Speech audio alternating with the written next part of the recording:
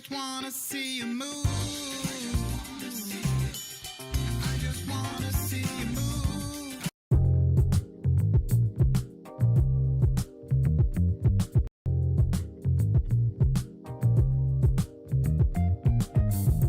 What's going on? What's going on? We are back. Shout out to the CIA. Confident, intelligent, and assertive men out there. One love to the FBI, you feminine, beautiful, inspirational ladies.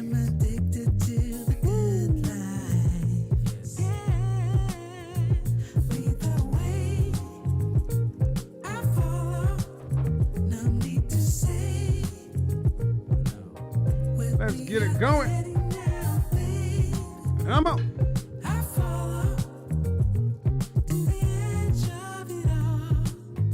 Shout out to all the PhDs. I'm a PhD. With your sexy head.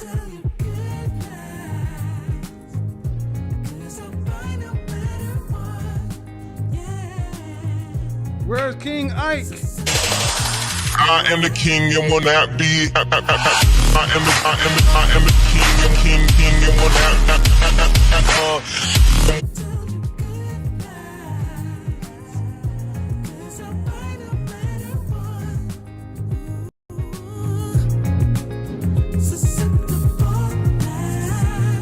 Come on.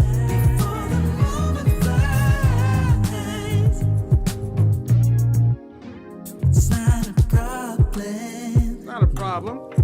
'Cause I know what I'm getting into. Yes. Yeah. And nothing can stop me. No. 'Cause I'm addicted to what you and I realize. I'm a PhD. I'm a PhD. Now what's your PhD at? Where we are heading now, babe.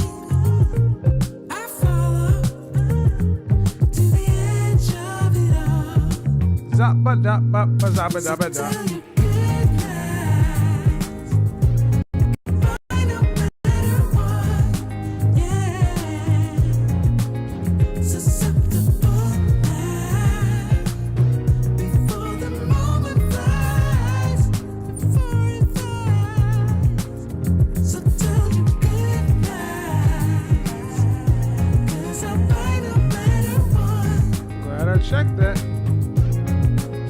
I'm a PhD.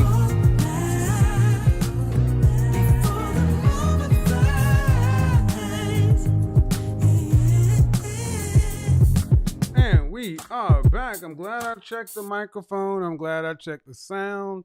Apparently it was a little bit off. We are back. We are back in full effect. How we doing? Merry Happy Christmas, Hana Kwanzaa. How are we doing tonight, people? We are fully 8 days away from the Christmas holiday. Candle of the evening. Let's go ahead and get back into some Palo Santo. Some Hollywood. Because it's going to be time to exercise some demons to strike on you. I rebuke. We're going to have to exercise some demons. And you know what happens when you start exercising them demons? It burns! Oh, it burns! Oh. Yeah, but we're going to get through it. Candle of the evening, Palo Santo. Fragrance of the evening, Dolce & Gabbana, Velvet Amber Sun. If you like amber, oud, and rose like I do, this is probably one of the most seductive fragrances that I own. Every time I wear it, French toast, eggs Benedict, that's what's up. So, tonight, we got to discuss some things. But before we get into it, people, moderators, you have the room. You got the floor. Remember, all I ask is one thing. Keep the engagement up over 50%. Keep the engagement up so we don't have to hear the intermission song play like this. If you don't want to hear the intermission song, keep the engagement up over 50%. Last broadcast, we delved into a different topic. And tonight, we're going to follow up on a couple of things. But last night, for those of you don't know, I was on Clubhouse last night. Monday, we discussed are modern women overqualified for marriage. And I've dropped a couple of videos since then, well, snippets of other shows to help get people kind of caught up to some of the things that are going around over here. But last night, I decided to go over to Clubhouse. I was invited by a friend and said, maybe you should go over to Clubhouse and talk to people one on one. And I actually like the Clubhouse platform. I'm not going front. I think it's pretty cool. Shout out to Isaac Hayes III. Yes, that's Isaac Hayes, his actual son. It's his platform. So a brother started it. I'm going to support it. And the premise last night was the gender war is over. Time to negotiate the peace. Now, Clubhouse is pretty interesting in the fact that, well, go see how it works. The rooms can be either open, social, or closed. I left it open. And from what I understand about the platform, is taking off. Last night, when I ended the broadcast, ended the show, it only went about 90 minutes. We had 1,440 people. Wow, that's a lot. That's a lot of people. And what that tells me is that people are interested in what's going on here right now. And here's the thing. Take that moment in time for what it is. Thank you, Teresa. Take that moment in time for what it is. Not for what people will have it be. Not have somebody take the narrative and speak for me. I can speak for myself. There are plenty of people trying to interpret what I do or interpret what. No, I'm good. I got it. But what I really wanted to talk about was this whole thing, average at best. And if you don't change or moderate, you're going to die alone. That is what seems to hit so many people hard in this thing. The whole dying alone. And what I don't understand is, how can we as such educated, intelligent people, business people, not realize that if you're single and you don't get married, you will die alone. It's like women have just not been paying attention. So when I say something like Danger Zone! 27 to 35, when you really need to start focusing on your mating and dating options if you want to have children, honestly, I've had women say, that's the first time I've actually had someone break it down to me like this, and I need to focus. Well, here's the other part. If we don't decide we're going to change anything up, just like many other women have come by who support what I said and said, yeah, if the young lady chooses not to change or reduce her or get more realistic about her dating standards, options, and things like that, she will not find someone. And eventually, as all human life does, it expires. If you don't find someone and your human life expires, put those together and that's die alone. So I've actually heard women say, well, I would rather, instead of settling, I would rather die alone. And I'm like, well, wait a minute. What's up with all this settle talk? Why is it always settle?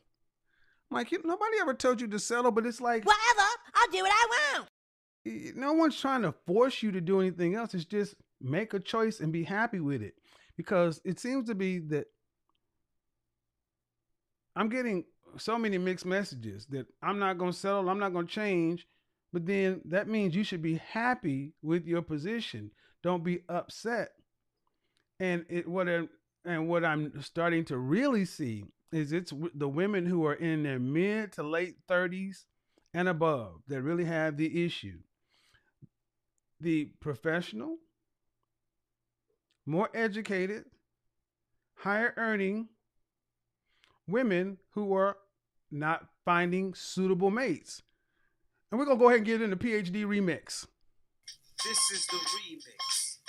The PhD. Like, if you have a PhD. I'm a PhD. This is the remix. That's the PhD mega remix for all the high class, upper echelons. Don't you love when people say that? Upper echelons. Upper echelon. I ain't gonna settle for nobody. Whatever, I'll do what I want. You get the PhD remix because no one's trying to make you settle. So when somebody like myself just comes along and just says what he's heard, what he understands, what he knows, I get accused of being narcissist, bitter, misogynist. But my question is, ladies, you've been told the opposite or what's soothing to your ears for the last 30 years. Look on your left ring finger, and is there a wedding ring of a man of any value on there? If not, it's fair to say what's being told to women today is not working, in that it's not producing the desired outcome. So what I'm finding is that many women would rather be pandered to. Hey, Panda Bear. Many women would rather be pandered to. Pandered to told what they want. Well, actually, that's not even, that's the Panda Bear that's, don't look over here. Don't pay any attention to that man over there in the suit with the lights and the creepy. Don't pay any attention. No. Many women would rather be actively pandered to by what I consider the hyperactive panda. Panda on overdrive. Who is that? The panda on overdrive? Come on, hyperactive Panda Bear. There he is. The hyperactive Panda Bear on overdrive. He even has a song. Circus, Afro circus, Afro circus, Afro polka dot, Afro. Give him another one. There you go. You would rather your PhD remix and your Panda Super Circus. There you go. Circus, Afro circus, Afro circus, Afro polka dot, Afro. Even with a polka dot tie for the polka dot circus. Because many women are actually proving or stating or moving or acting as if that dying alone is better than actually moderating, changing, addressing what's going on. So I want to play a little bit of what happened on another platform, and I'm going to ask, is this better than dying alone? Let's get into it. Is this better than dying alone? Okay, give me again. Circus, Afro circus, Afro circus, Afro polka dot, Afro. In this moment, yes, I cannot say what's wrong or right. The woman that had the business or whatever, the 6 at best or whatever you had said. And I'm just really curious as to, since that video has happened, have you reached out to her to maybe just say anything like, I'm sorry that, it came across the way that it did, or, anything to her to just kind of say like, maybe my tone or maybe what I said or my frustration that you weren't respecting, what I was trying to do that night with my show led me to act the way that I did. Because when I saw it, I was stunned. You know what I find interesting? This is a rebroadcast of Clubhouse, and I want you to understand a couple of things. I want you to listen to how cavalierly so many women feel free to talk to guys. Now, I don't want to focus on this, but let me to act. Just listen to the word choice. Is it to expect a man who was running a business, when a woman who was an avid viewer of the show called in on an inappropriate day, and I did my level best to talk to this woman, irrespective of my platform. And for 23 minutes, I tried to give her exactly what she wanted. So, and no, has she called me to say, you know what, sir, I'm sorry for calling in on the wrong day. I know I should have did that. I'm sorry for not paying attention, picking up my phone, doing that. I'm sorry for laughing and acting inappropriate. See, but that's the way the conversation's always been. It's always on the black man to bend over backwards and come back to queen black woman and beg for your forgiveness. It ain't gonna happen. I said what I meant, and I meant what I said. That's why it's up. That's right. Okay. And that's fine. Okay, so you didn't. So my thing is this, I didn't, like, nor should I.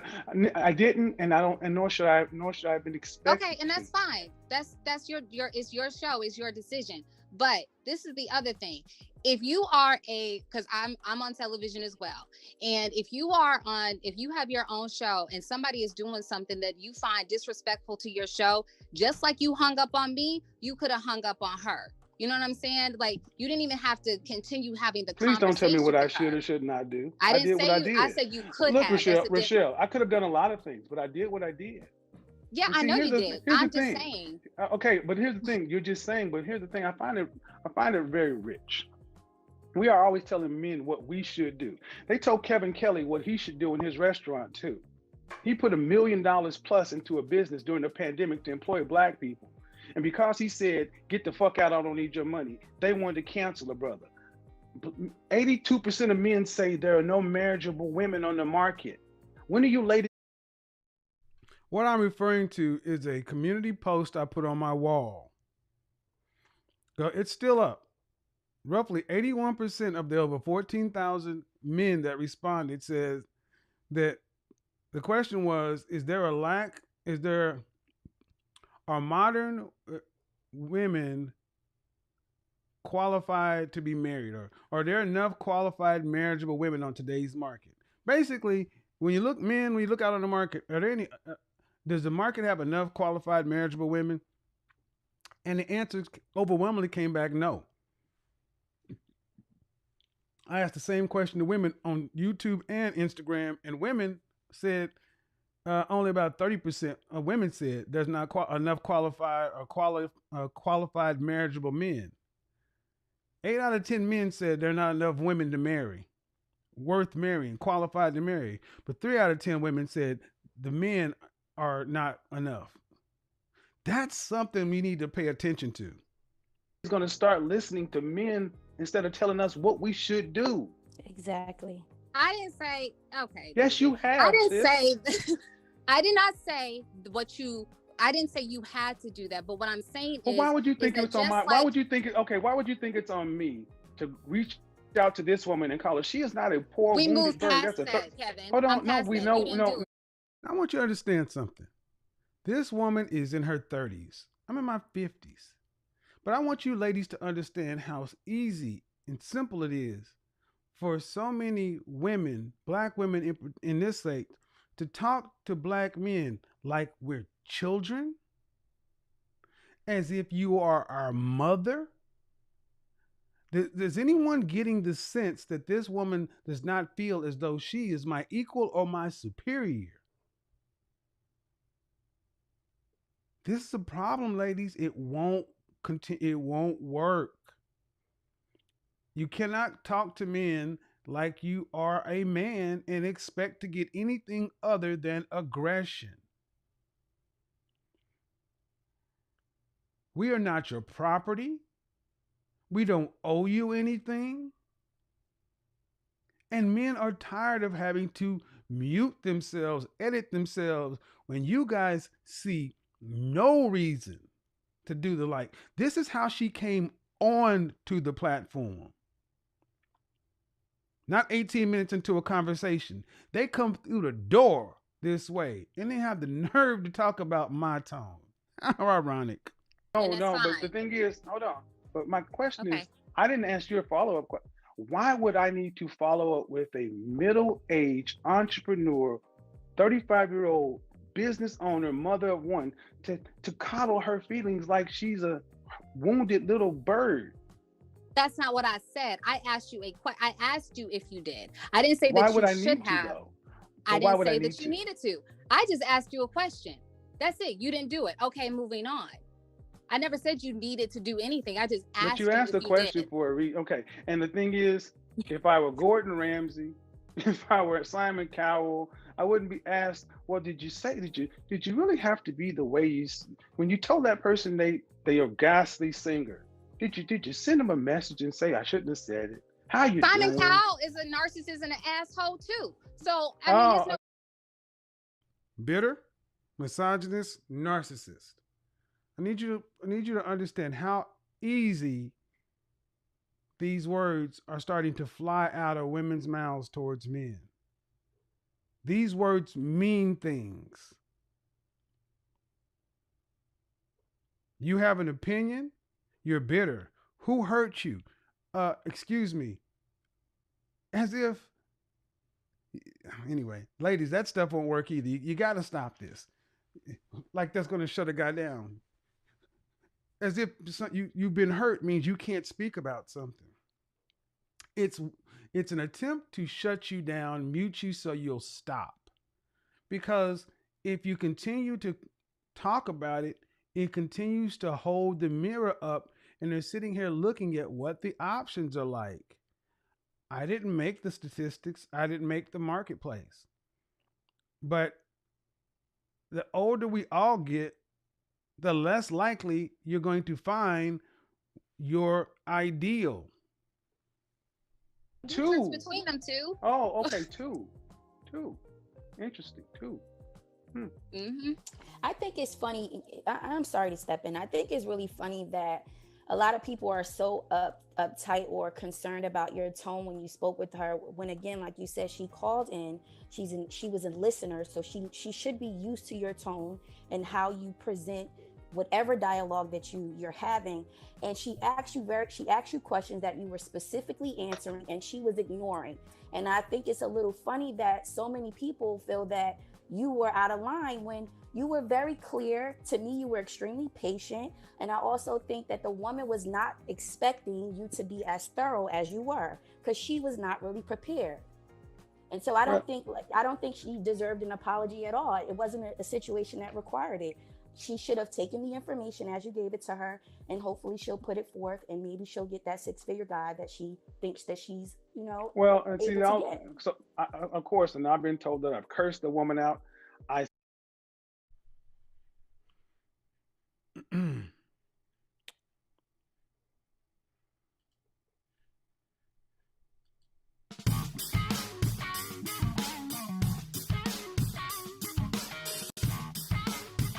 Get the likes up. Come on, man. 6,200 people in here. We don't even have 3,000 likes. Hit the like button.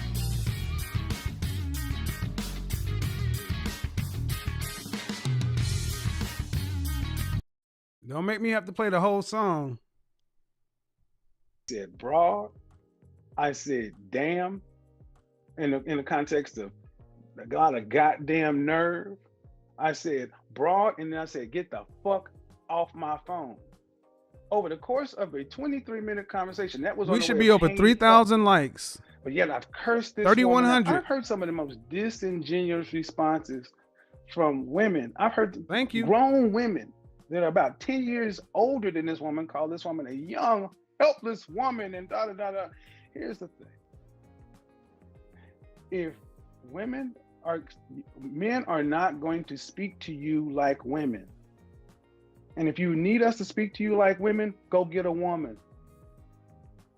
Men are fed up with this narrative.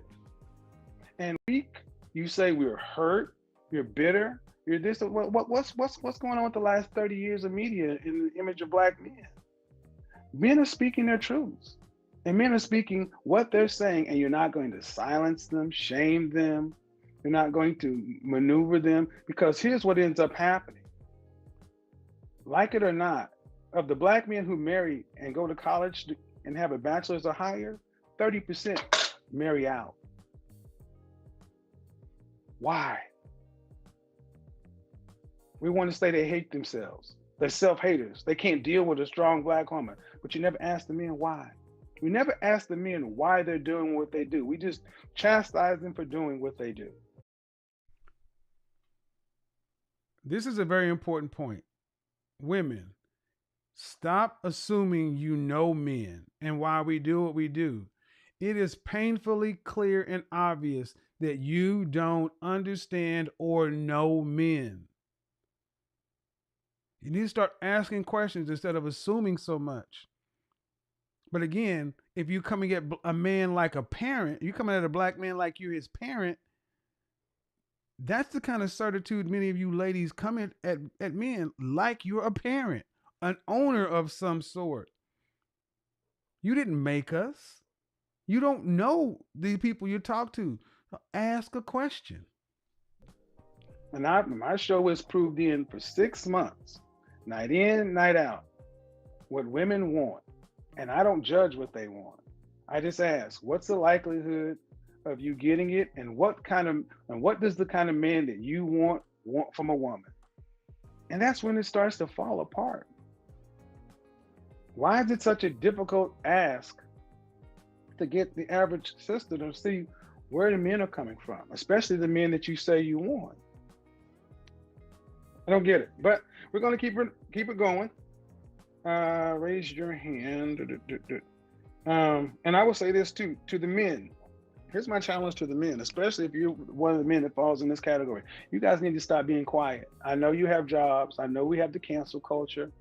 But of the thousands of responses, women think that it's a minority of men because they're not hearing it. And unfortunately, we all have something to do in this regard. It's not just for content creators or these people. It's for average, everyday folks to start telling the truth. Here's over the holiday. When you go back home to your family, say what you really think and stop telling women what you believe they want to hear just to keep the peace. If you want a different outcome. Let's see. We got a lot of people with their hands raised. So I'll go to Jared. You're next up. Jared. Oh, okay. All right, cool. Agree with. I feel like that woman that came on, she sold herself short by, I think you asked her like to rate herself, and she said she was a 5, and I think she should have rated herself much higher if she. Why? Ladies, this is a common refrain. You're going to hear this many times. Lady said, I feel like that woman came on and sold herself short. I feel like she should have came on and rated herself much higher. Listen to me and listen to me well. That is not reality.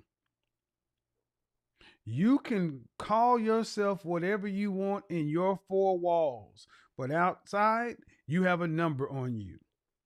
You can think you should be able to go to Harvard, Princeton, Yale, Stanford, MIT, but either you have the grades or you don't. So many women honestly, truly think and believe that they can wish upon the power of sunshine and make themselves be something higher than they are just because they want it to be. Have all the confidence you want in yourselves, lady, but don't lie to yourselves. This is a real problem that so many women think that they can just call themselves a 10, call themselves an 8, call themselves a 9, and you're going to think you're going to convince the world that just because you're confident in saying it, that it's going to change. It does not. This is why there's a growing segment of men that are saying that women are delusional.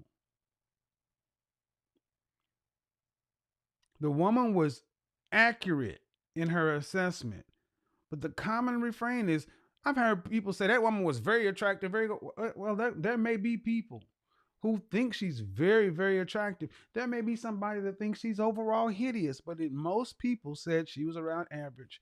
And average, normal is not a bad thing. But we have to get to the point to where, well, ladies, if you want a different outcome on the market, you need to understand what you bring to the market, your sexual marketplace value. And many of you, I would say the vast majority of you, are overvalue yourselves based upon the market. This is something that you ladies are going to have to understand and overall accept, because the market gets to decide. I know that's gonna piss some people off, but that's the truth. Why? I don't You think she know, believes she was a 5 either. But I why? feel But my question is, when did it become so? Most people are average or normal. I feel like, okay, so you told her she was average at best. So I was not offended by that. That is What how does that you mean? Let me felt. explain what average at best means. Uh-huh. When you are a 5 when you wake up, that means most of the times you are average. At best, you are a 6. So over your lifetime, you're average at best, and we're only getting older. Gravity is only taking more of effect. We know how this works. Okay, so aside from that, I think what Rochelle is referring to is like, and what you said is you called her broad. You told her to get the F off of your phone. I think you said men don't need to speak to women as women. Then what should they speak to them as? Like how? No, speak to men. No, we don't need to speak to women like we're women. Oh, like you're women. Okay, I Right. understand. But the thing is, like, it was your delivery. If that's how you decide to deliver things, it's okay. Everybody has their way. No, It's fine. actually, really, let's be honest. Really, it isn't, Brittany. It's not okay. It's not okay, or else it wouldn't be such a backlash. Okay, well, I mean, I think part of the reason you do that is because it draws, it draws attention too. Again, I sped it up a quarter speed because this was drawn out. Again, another woman who gets on and tells me why I do what I do. And I'm going to tell you, ladies, that is so disrespectful. But that shows the women will say that there's not a low level lack of respect or low level contempt and lack of respect for black men, but your actions say different. When you can come to a man and tell him why you believe he did something, is disrespectful. When you stand in that person's face and the human thing to do is to ask them a question, but you believe you know us so well that you know what's better than ourselves.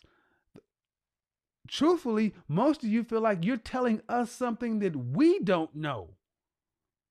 We know why we do what we do, but you honestly believe that you're telling us something that we don't know. That's why that's why many of you are so pressed on getting us told to get us back in line like we're your children. You're not our mother. No. See. We don't ask men questions. We tell them what we do. You tell me what I do. You have a chance to ask me any question you want. You're telling me about. Okay, so why do you do that then? Like, why did you speak to her that way? Because it was deserved at that point. Did you watch the entire 23-minute video? Hold up. I'm sorry. Excuse me. Oh, don't. Please don't. This is the remix. The PhD. Like, if you have a PhD. I'm a PhD. This is the remix. Into the mega PhD. Oh no, into the mega PhD coming through like Godzilla. Oh, whoa, let me check you. Let me get you told. Let me tell you, hold up. See, if a man had did something like that in a conversation with a man, somebody's jaw might get broke.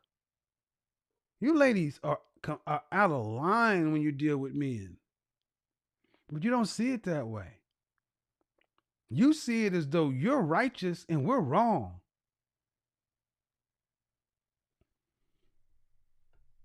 Was that Rochelle? Watching her. Yes, it Was that was Rochelle? Rochelle, but No, Yes, that's not gonna work, ma'am. Okay, You don't well, have what you also don't doesn't have work. to, okay, you don't have to be here, ma'am. You don't have to. Oh no, I'm about to leave, but really quick. So your advice to men is to tell women.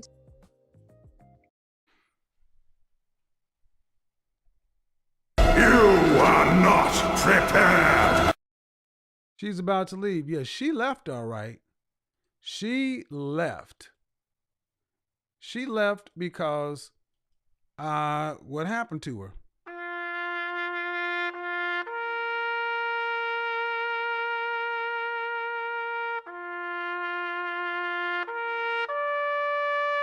And on the way out the door, you would think she would know better, but no. I'm about to leave, but let me tell you about yourself before I'm. So, ain't that exactly what they accused me of doing? On the way out the door, throwing something at somebody? The hypocrisy.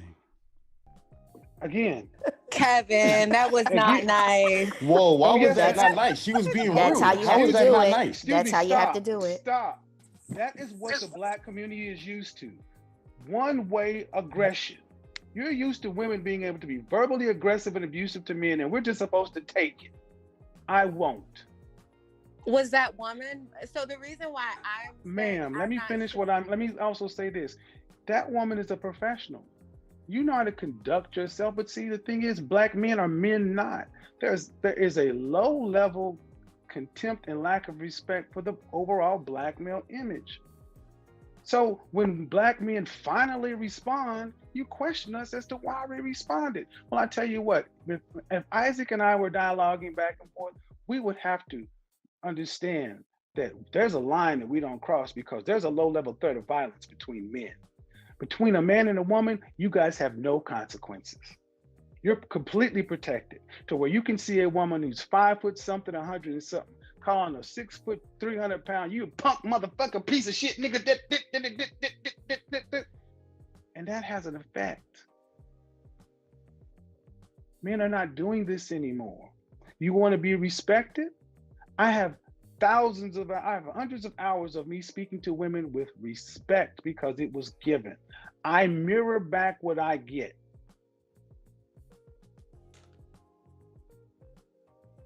See, I don't understand. Well, and if you ladies need to understand something, men are sitting back listening to how you talk to another man that you have a disagreement with. You don't like what I did, but instead of just saying, you know what, you're a grown man, it's your platform, you have the right to do what you do. Shit was fault on both sides. No, I'm gonna get you told. Let me tell you what's gonna go on with you. That's not gonna work, ladies. I agree. I think there's a way to like discuss things and you don't have to yell and you don't have to agree, but I'm asking, what did that woman do for you to like curse at her like that? Man, when you say curse at her like what? Let's be real. What curse did I say? Well, you called her a broad, and I think Listen to how they play slick and loose. The way what did she do to deserve you to curse at her that way? And I'm expecting her to come back with all these curse words. And she's gonna come back with broad. Where has broad ever been considered a curse word? They were using the word broad in movies in the 40s. Are we serious? You're reaching, ladies. You're reaching to find fault with a man because you don't like the message. 23 minutes, 3 words, and I have yet to hear somebody come back and say you were wrong or you lied. It was just, you should have just not told her the truth. You shouldn't have said it. You should have did all these other things. Guys, I'm going to play a little bit more of this. You can go see it all after the show. But what you're going to hear in this is the same thing. Your tone, your tone, your tone. Well, you could have gave her some solutions or options. And what is it? Well, you know what? Let me get to it. that's offensive. Like, I wouldn't want someone. But that's not a curse, ma'am. Well, that's not a curse. No, I'm talking about when you said get the F off of my phone or something. And like, I was hanging up. I mean, we gotta be honest, ma'am. Hold on. See, black women, I was raised by black women, and y'all know how to curse straight. You see, it's hyperbole. You cursed at that woman. Y'all call each other far worse than we ever could. I said the problem I had with you broads because she was acting like a broad at that point. I called it what I saw. That's what I saw at the point. That was 18 minutes into the phone call. It ain't like she picked up the phone and it was that. And everybody keeps going back to that point. You said broad. You said the F word. You said this. Well, how about this? How come she didn't just decide to say, I'm sorry, sir, I've called it the wrong day. I'll go ahead and book a session. How about that? That's fair. I agree. It's more than fair. And I said, well, since you don't want to, and I said it at the beginning, you're an average fan. You know how this works. Well, come on. I was like, all right, I'm going to do this and use it as a teaching lesson. And that's exactly what happened. You know and what? I Also, offered multiple times during this. I said, "Man, please don't make me do this. Please don't make me say that. Book a session. I think you need it." But she kept pushing. Well, what did you get pushed and pushed and pushed to the edge? What should he say or what should he do? I think just disengage, and I guess you tried to do that. I suppose that was your way of disengaging. The question I asked is, what should a man do when he's pushed to the edge? And basically, you need to shut up, walk away, just get abused, just get talked to in your kind of crazy way. Ladies, no.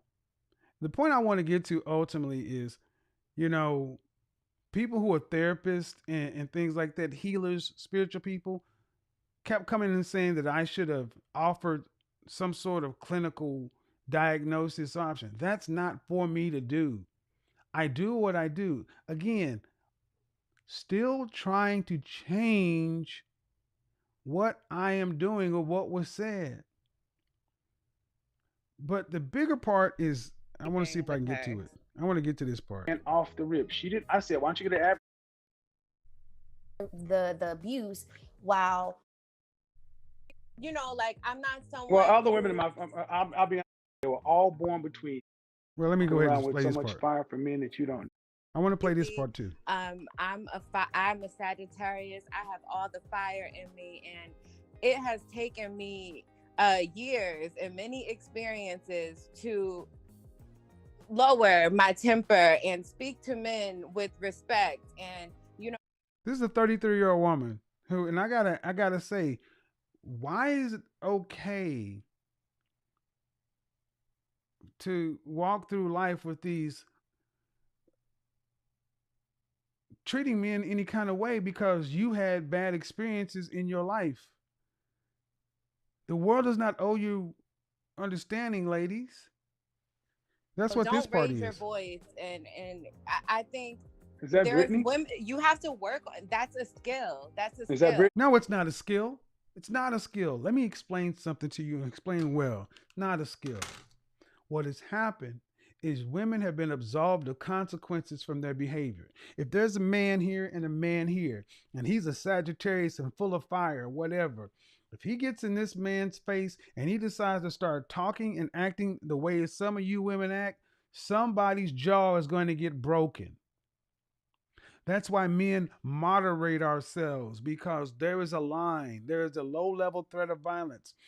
Today's modern women have been removed from all of that. You don't have to fear a man. That's what I said at this part. You got little 5 foot, 4 foot 10 women talking crazy to offensive linemen. And you wonder why men are just saying to heck with this. Because you cannot whoop a man's butt, but you talk, but your mouth acts like it can. Men aren't going to tolerate that, ladies. Especially not productive, competitive, successful men. Men who are out here becoming the best version of themselves, getting in the top 20%, top 10%, top 5%, top 3%, top 1% of earners and moving out here. You can try to get them to do it, but they're not. I don't understand why. Well, in our culture, women have been told it's okay to have a smart mouth with men.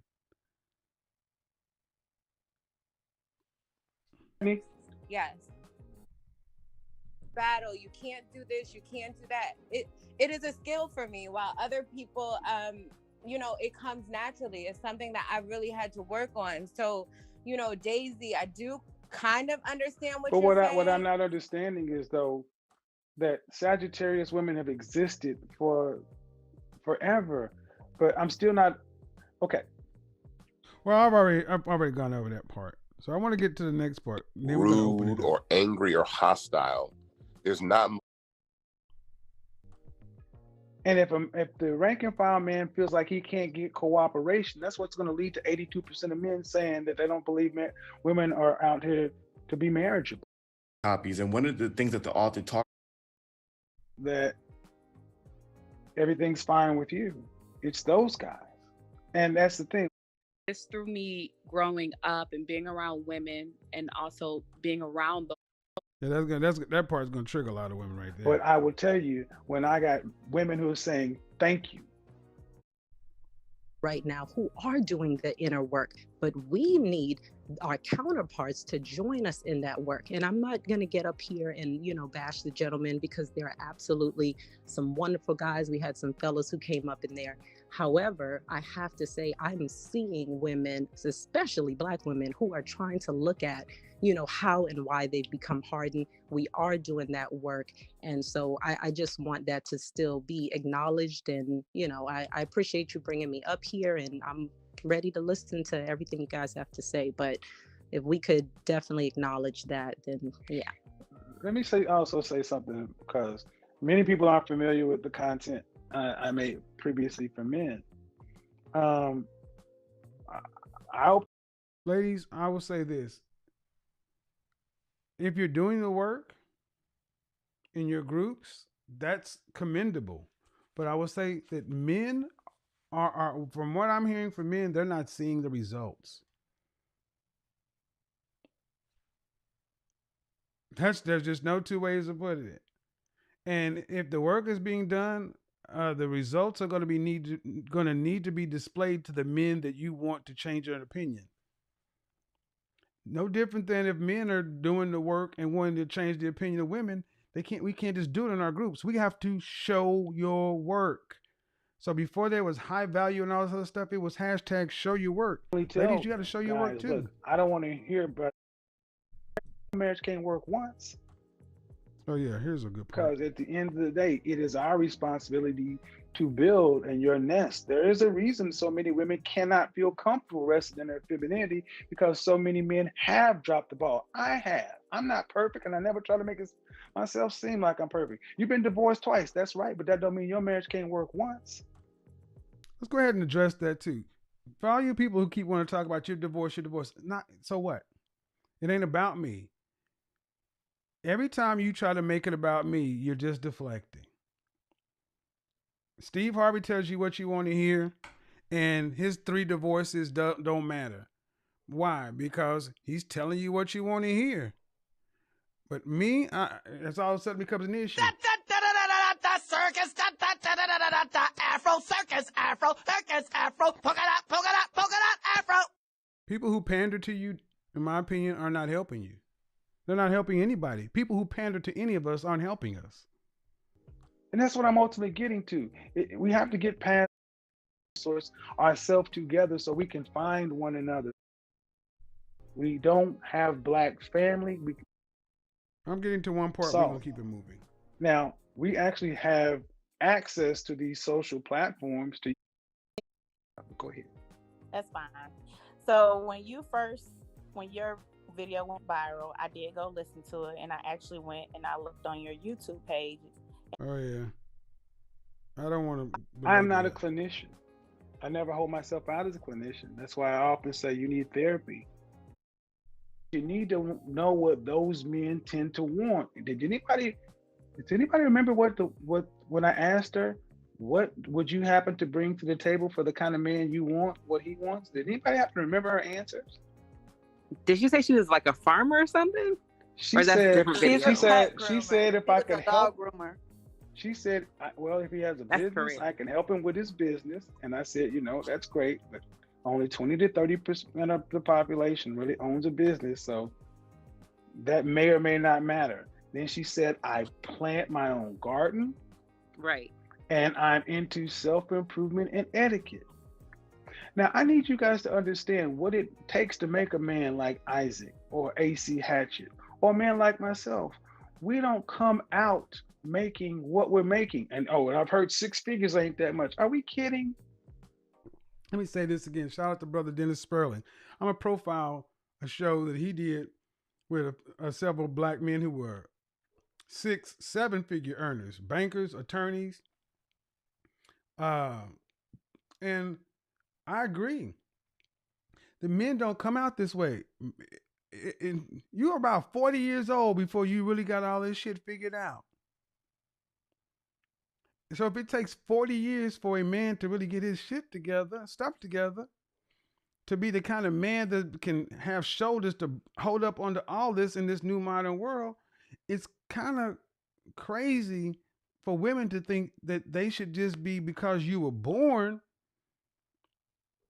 that you don't have any work to do. Men have to work to become worthy.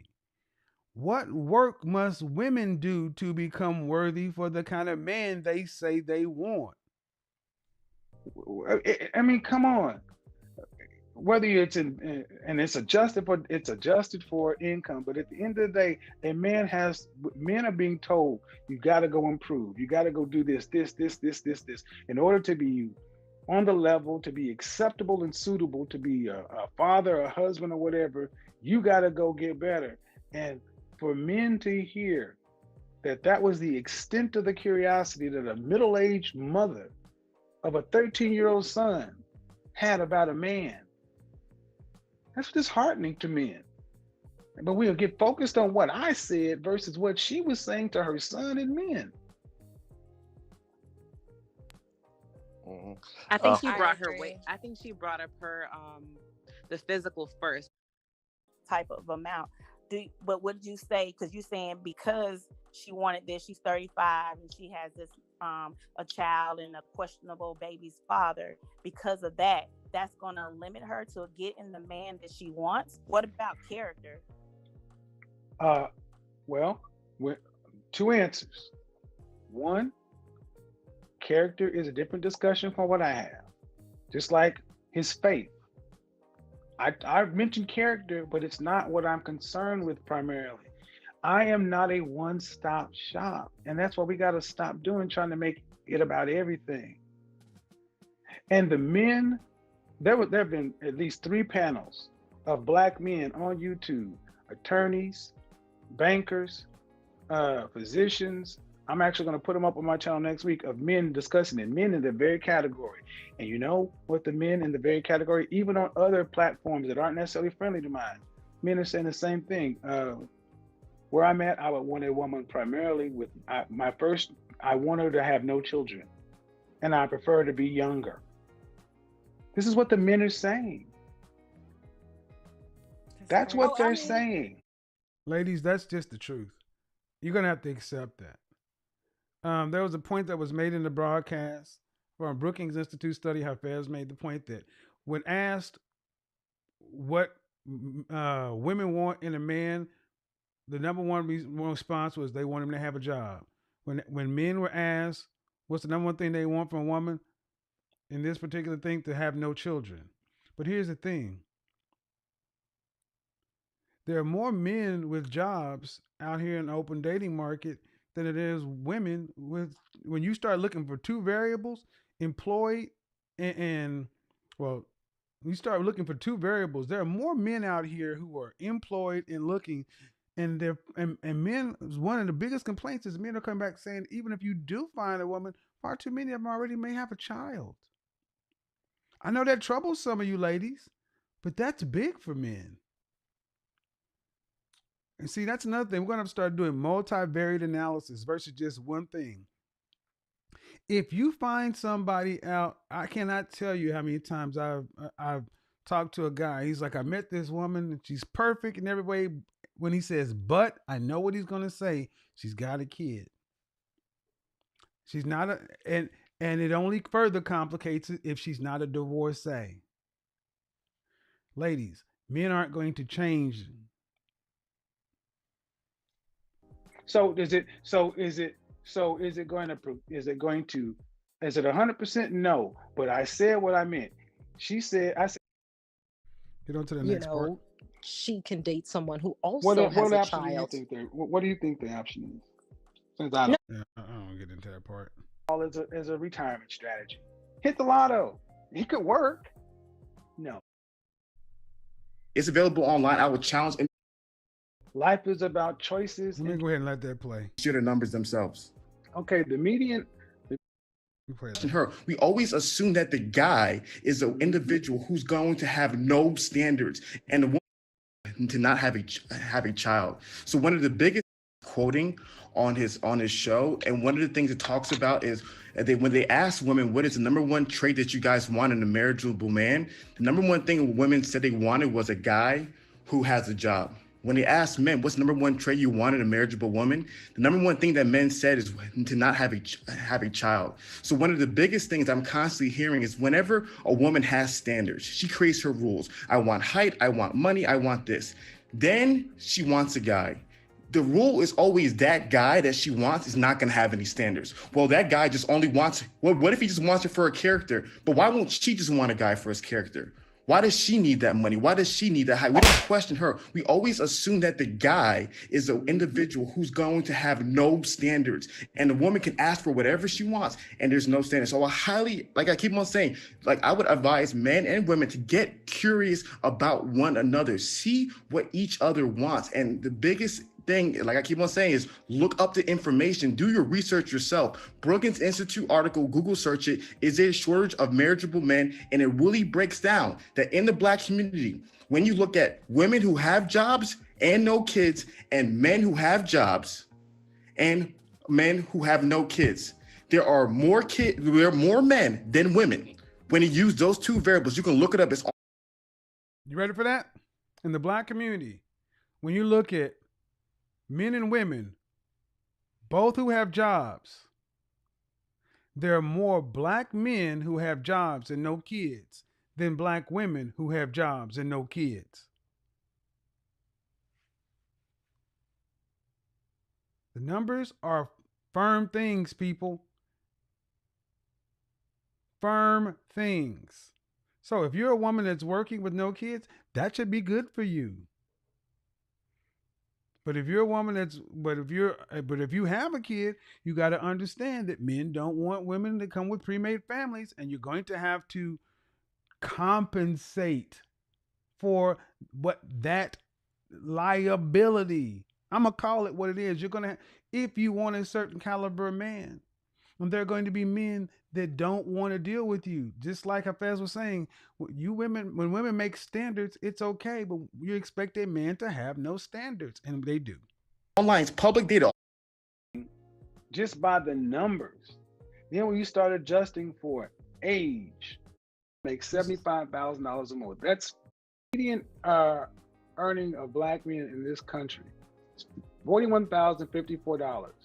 That's the median earning for Black men.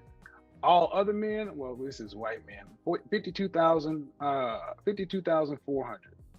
Okay, 13% of Black men make $75,000 or more. That's just 75.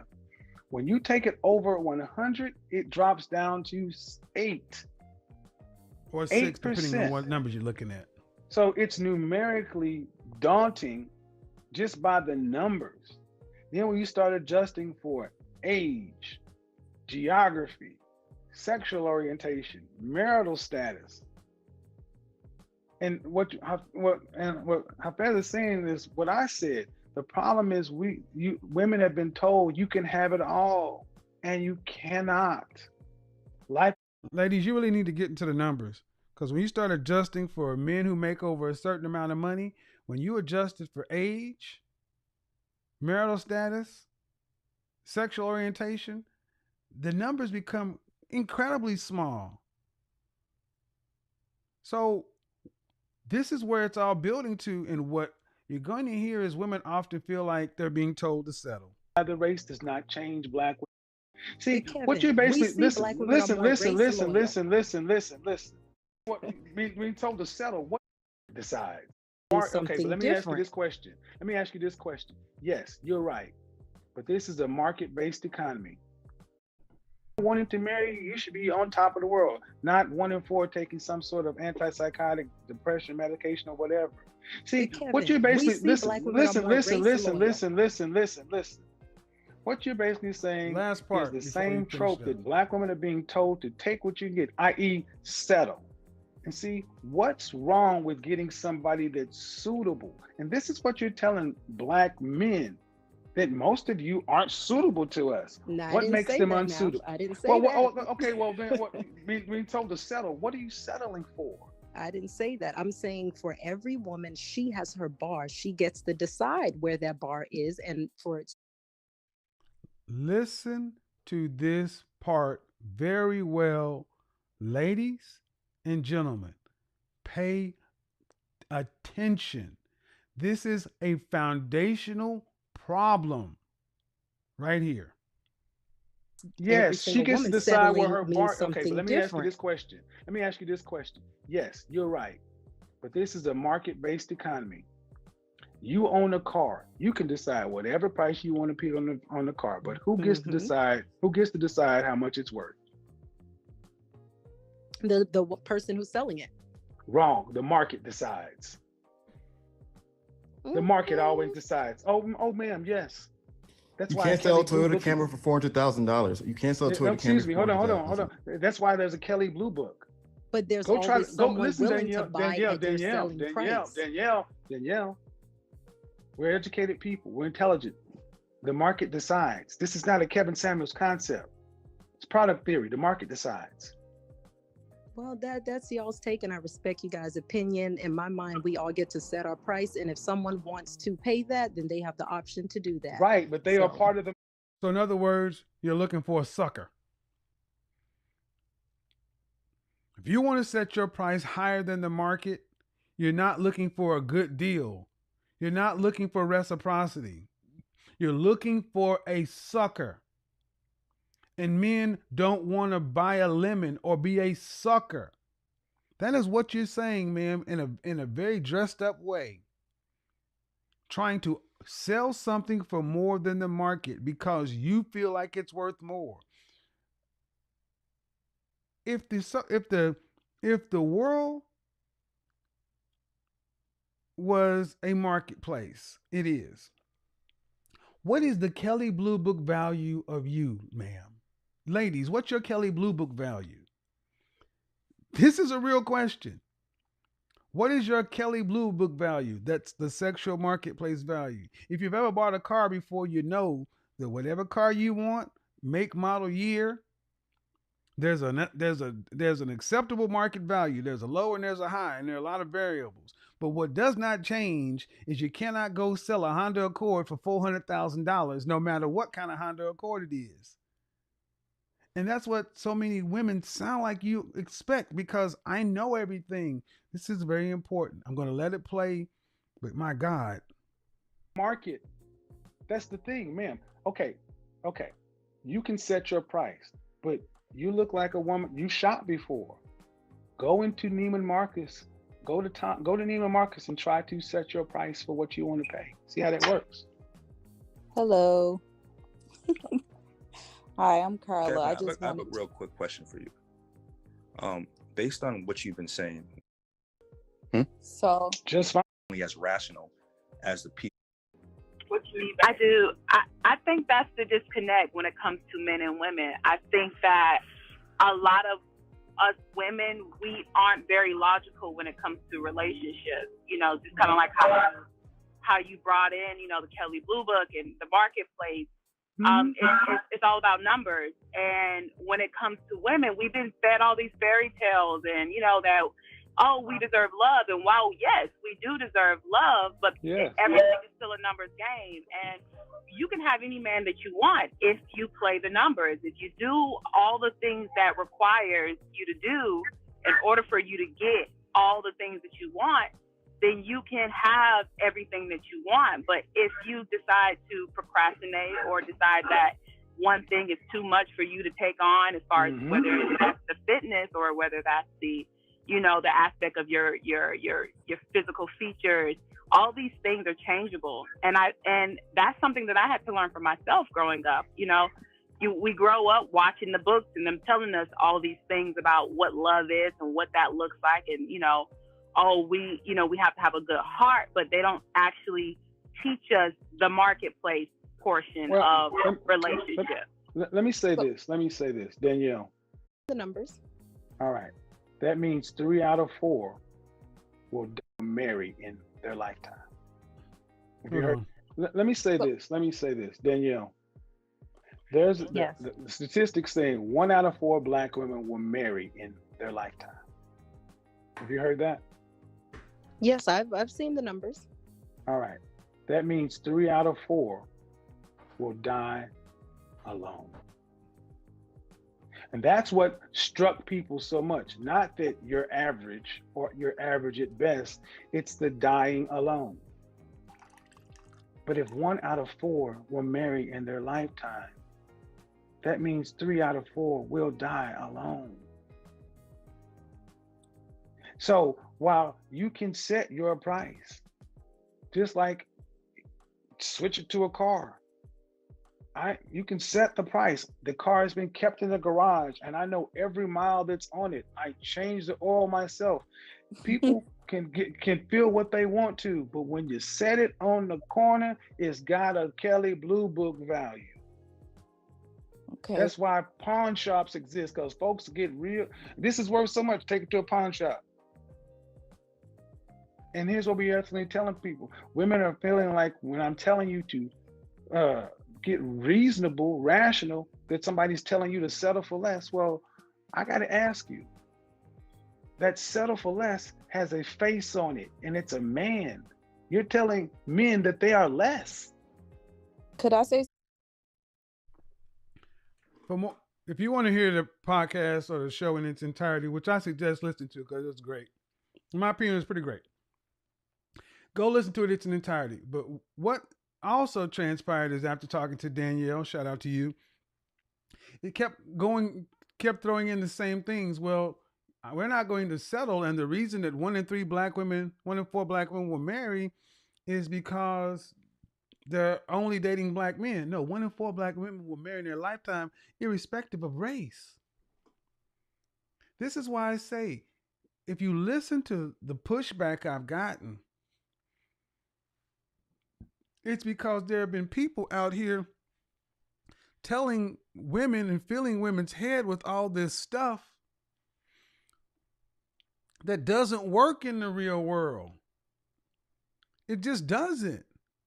And I come along and try to just say what I'm hearing from the kind of men that you ladies say you want, and you rather push back. So would you rather be pandered to and hear what you want to hear, or would you rather and if so, what does that end?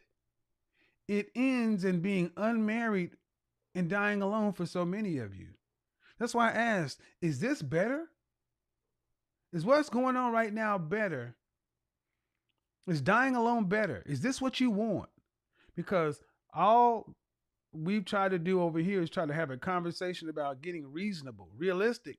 But reasonable, realistic seems like settling and asking for you to dumb yourself down. All right, what are the alternatives, ma'am? Is it better to die alone? Because go in that show, and there was a woman that said, I'd rather, if this is my alternatives, I'd rather die alone. And I said, well, cool. That's fine. Then go live your life the way you want to. And at 60 years old, buy your dog and move on. But what you cannot do is from here to there, you cannot keep complaining about men, black men in particular, the marketplace. If your choice is, I'm going to keep my standard high, regardless as to what my Kelly Blue Book value is, I still believe I am worth more. That is your right. You do not have to sell your car. You can keep your car, but you cannot get mad that the bills are due. You cannot get mad that you cannot get mad with the outcomes. Do you want someone to buy you, ladies? Then that's the whole point.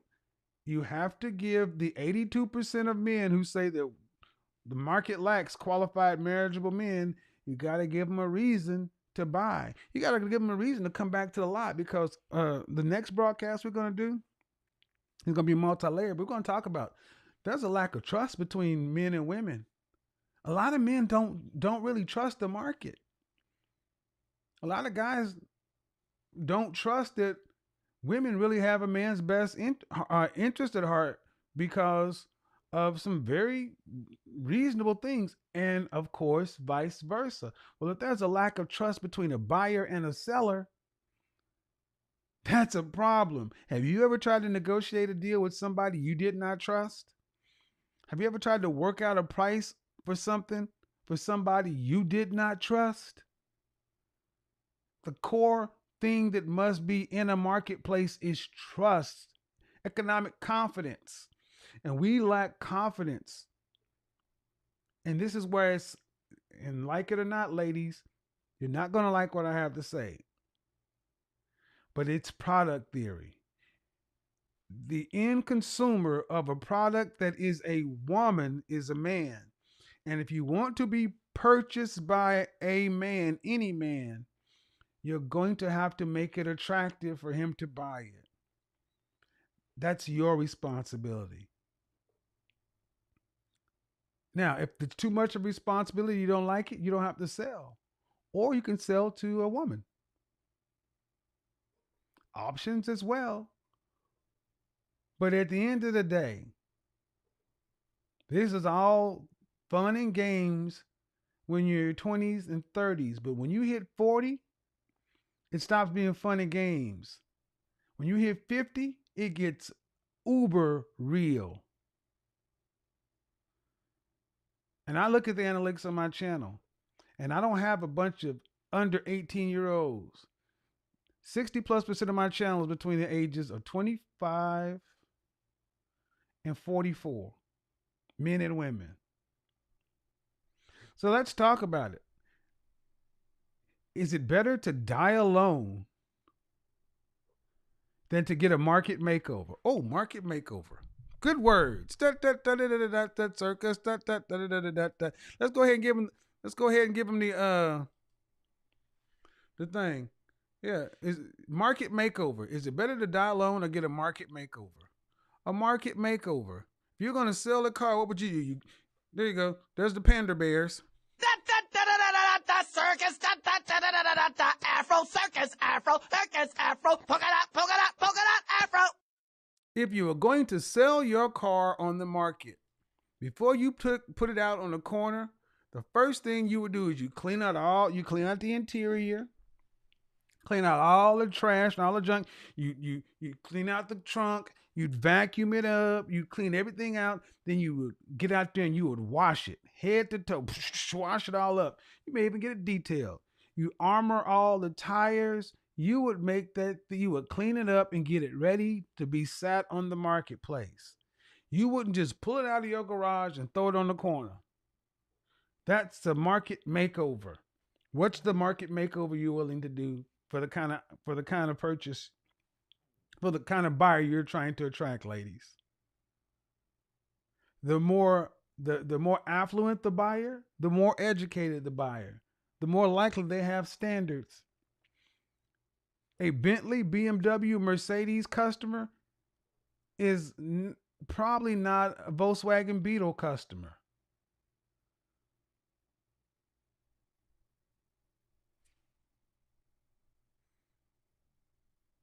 Come on, ladies. The market decides. And that seems to be a really difficult concept for a lot of women to accept. So when I ask height, weight, dress size, age, height, weight, dress size, kids, all these other things, they go into a calculation that men do factor into it.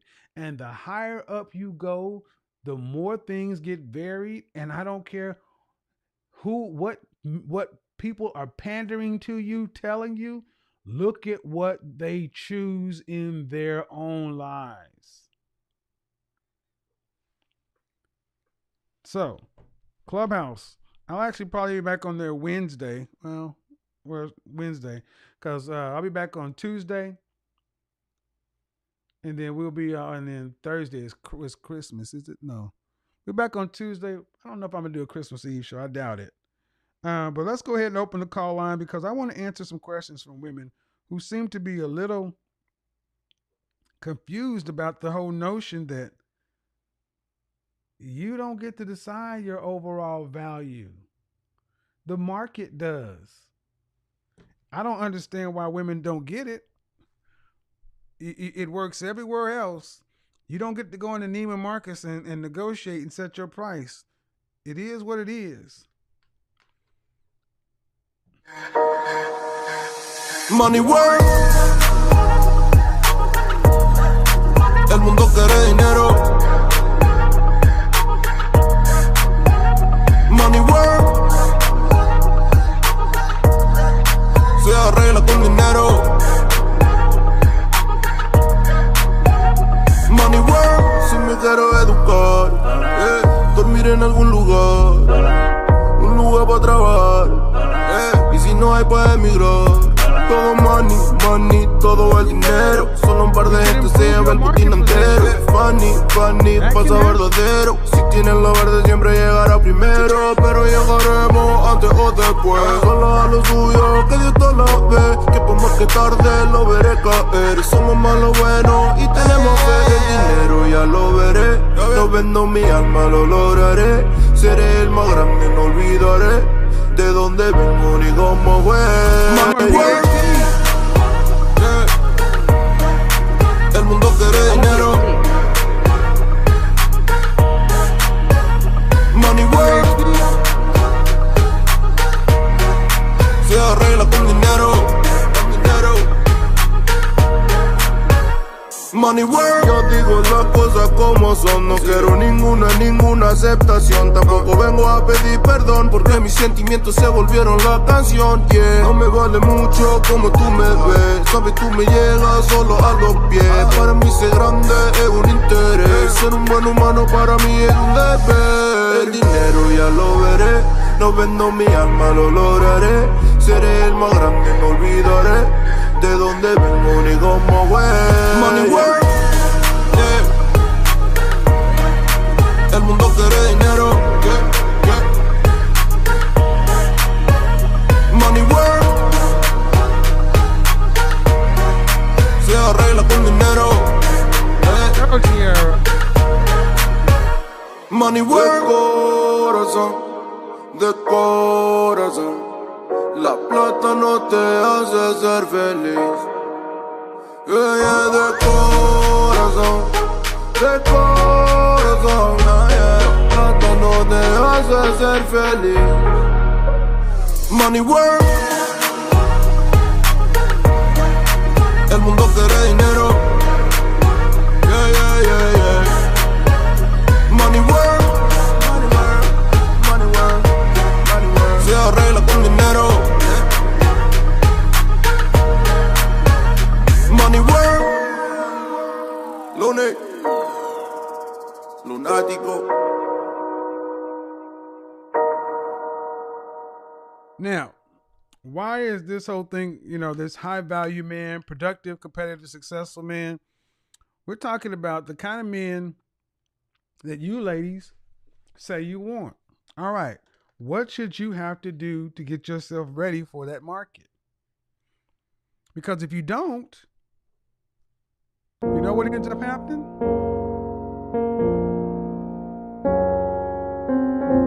No man's land, 36 to 40. Those are the people who chose not to make themselves market ready. Chose not to make themselves market ready. And make no mistake, the market, every year there's a new model car comes out. Every year there's something new. There's a newer model on the, I have a BMW. But you better believe the new BMW is on the market. I don't care how much you like your BMW. When you see the new ones, I'm like, oh, look at that M6. Yeah. So here's what we're going to do. We're going to start first with the people who get on. The priority is always going to be for women who are on camera. So if you're on camera, the priority is for you. Krista. Go ahead. Unmute yourself, Krista.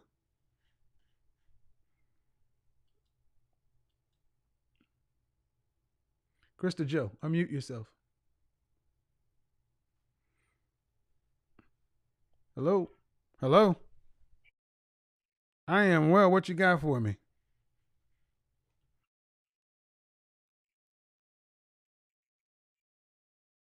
Thanks. Sorry about that. I wasn't expecting you to call on me so soon. Thank you for Well, having me, by the way. you're welcome. If you are, yeah, you're on camera, so you came up first. Oh, okay. Well, I So just want how to old are first you, by just. the way? How old are you, by the Oh, way? I'm 31. My Oh, birthday was a few days ago, so happy belated birthday. thank you. I appreciate it. And All right, I what just you want got? to. Oh, I'm sorry. Go ahead. I can hear you. I'm sorry. Okay, I Go can hear ahead. you now. I'm sorry. Yeah, I just want to first just thank you for just giving us a reality check, because so many of us just defaulted to what we knew, and it's wrong. We cannot speak to our kings in this manner, and if anything, we have to be the first to, be there for you guys, and really make sure you have a support system. Period. And and this was a discussion that is much needed in both for females and males. And I just want to thank you for kind of shedding light on that, even though you might have taken such, a hit. I just want to thank Woo! you Yeah, for it's doing all that. I good. really do, because We it was needed. It was much needed. cool. So, what do you got? Do you have a question, or are you just chiming in? What are we doing? I was just chiming in. I just wanted to thank you for that. I I don't really have appreciate a question right now. I I just wanted appreciate to it, just Ma. give you kudos for that. Thank you. Merry Happy Christmas, Hana Kwanzaa. You too. So if you Thank have you.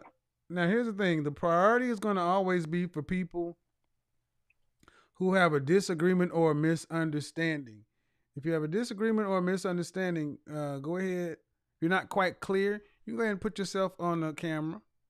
I mean, you can raise your hand in the chat room. So,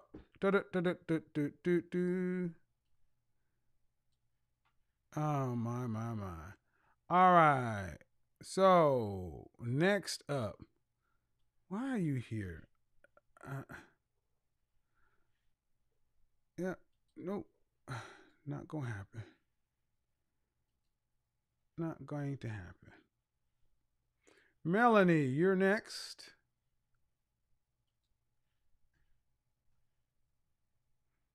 Melanie, unmute yourself.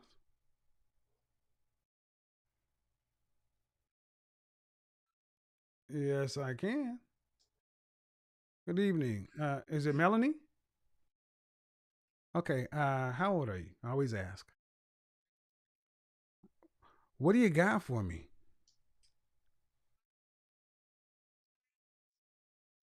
Um, I don't entirely disagree with your perspective, but I don't think that it is always Black women's fault that they're single.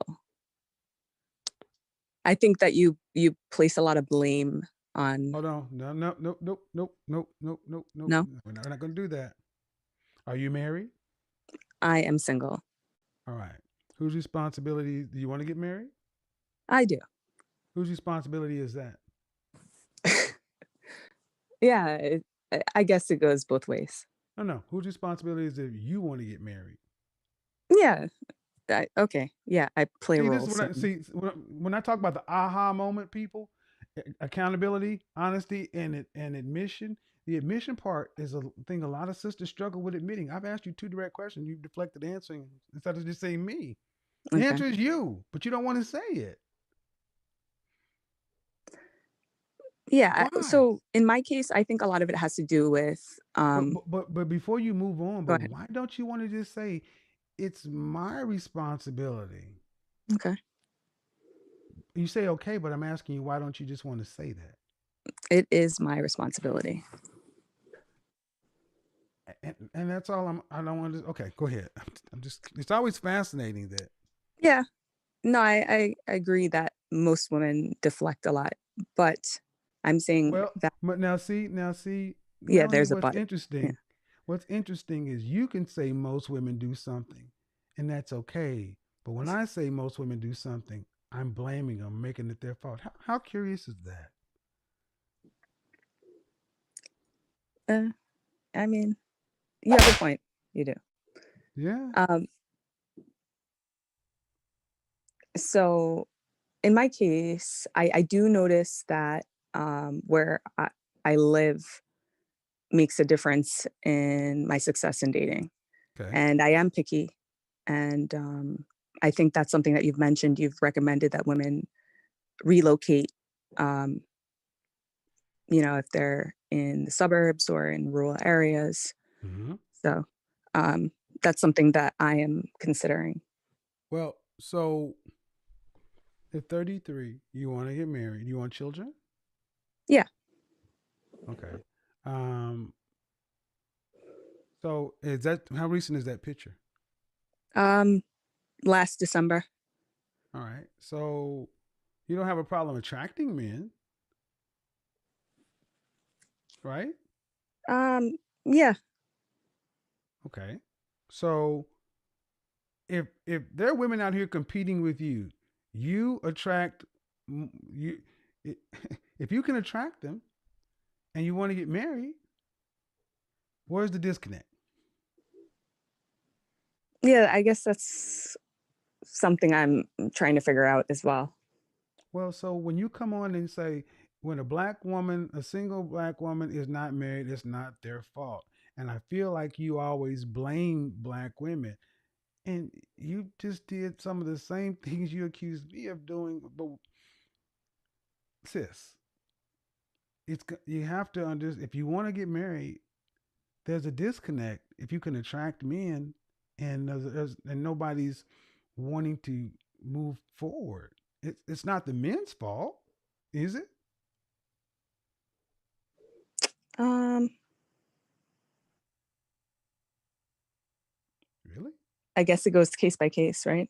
No, not really. If you didn't want to have sex with me, is that your fault?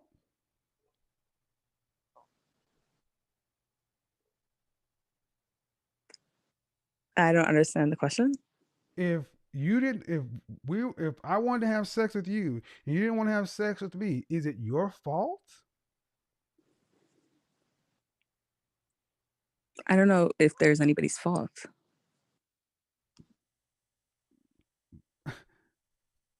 Ma'am, I'm just doing the inverse of what you say. Women control access to sex, men control access to relationship.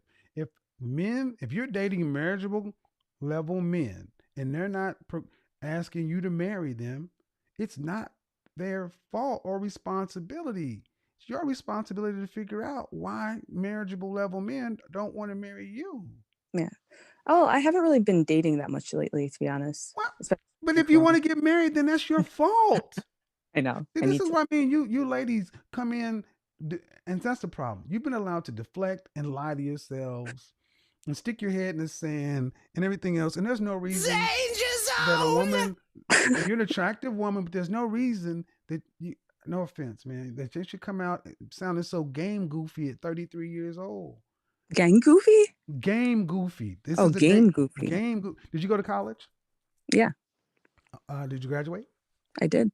Okay, it's amazing how Becky, Marisol, Mylene, and I knew they were getting a lot of women were getting married right out of college. Yeah. But I find it troubling that so many black women just don't through their 20s, they don't date, they don't figure it out, and then they get into your area and it becomes hard to even understand what's going on. So you're out here competing for the same men that 25-year-olds are Yeah, I competing know. for. But you should have a 33-year-old's mindset and an advantage, but I'm not hearing anything different. Which is another thing when I hear older women saying, well, what do you get from a young girl that you can't get from an older woman?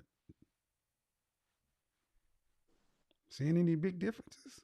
So your phrase game goofy means immature? What does that mean? The game of love.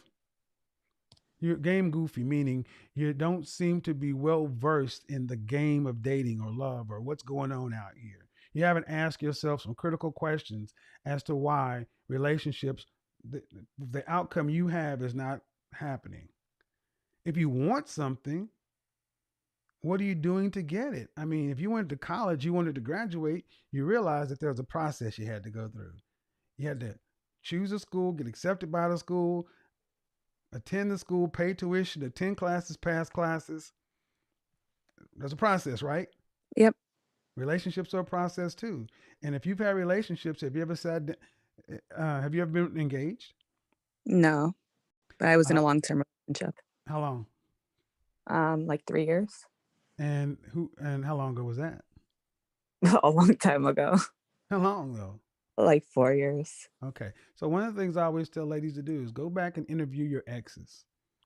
Go back and interview your exes when there's nothing there and ask what it's like to be with you and then why things ended. Because ladies need to get far more curious about things. It's not going to just happen. That's ultimately what I'm saying.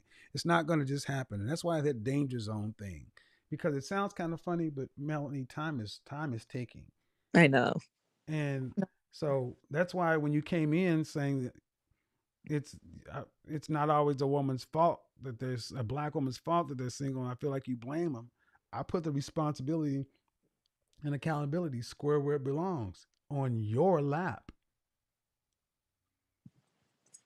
So if geography is part of the problem, you're saying, well, I'm acknowledging that's part of my problem, but you're saying there's probably other things that I'm being ignorant towards or delusional Well, about. I mean, I don't know, ma'am. Honestly, I haven't. I Right. don't. First of all, depending upon the kind of caliber of man you want, if you're living in a inhospitable area, that's an issue. This is why I tell women, therapists is always a good idea because we all need some adjustment.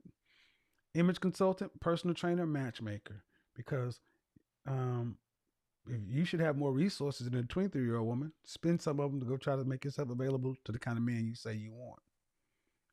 Especially if you don't live there, because you're not gonna run into them at the gym or Whole Foods. Right. I mean, that's what has to happen, or else. You got a dog? Right. Do you have a dog? No, I don't. Thank God. What part? What state do you live in? I'm in New York, but I'm on Long Island. All right.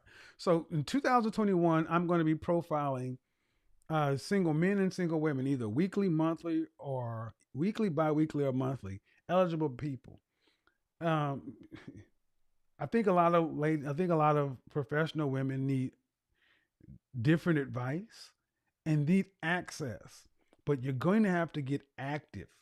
You cannot be passive. Yeah. Especially, and I mean no disrespect, but in your 30s, so at your age, you got to be far more proactive because you out here competing against 23-year-olds. All right, sis, appreciate it. All right, thank you. Good night. Okay, bye-bye. All right, who's next? Somebody have disagreement, question you're not quite clear on? I don't make it women's fault, but it is your responsibility to get chose by the man. I mean, Scarlett O'Hara in Gone with the Wind. What have I said, ladies? How you dropping your virtual handkerchief? I do declare. How you dropping it?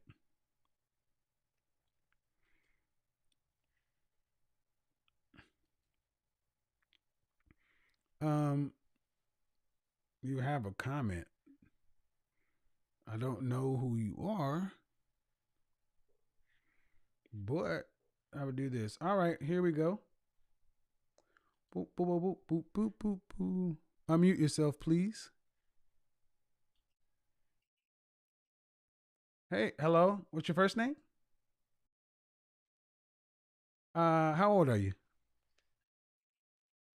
What do you got for me?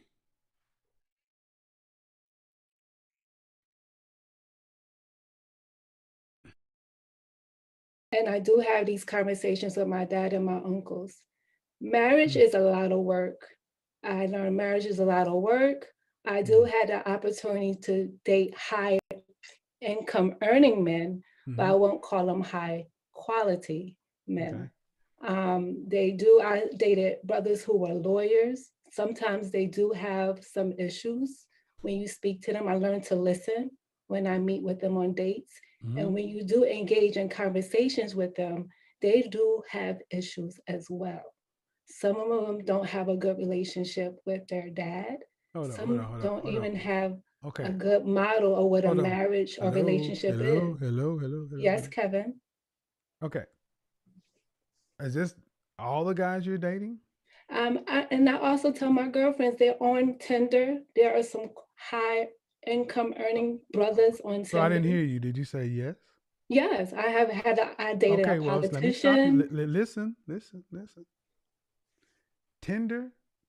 Tinder do have some high I'm income sorry, man. earning. Can I make a statement before? Sure, Kevin. All right.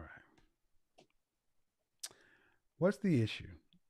The issue is Because I know my name, and when somebody continues to what call me I'm by trying to do, I think you're not distinguish between a high income earning. Okay. One thing you cannot do is overtalk me. Now, we'll try this again. When I'm trying to make a point, I let you speak. You're going to either listen or I'm going to bid you a good night, ma'am. But I don't know you. I haven't done anything to you. So check the attitude.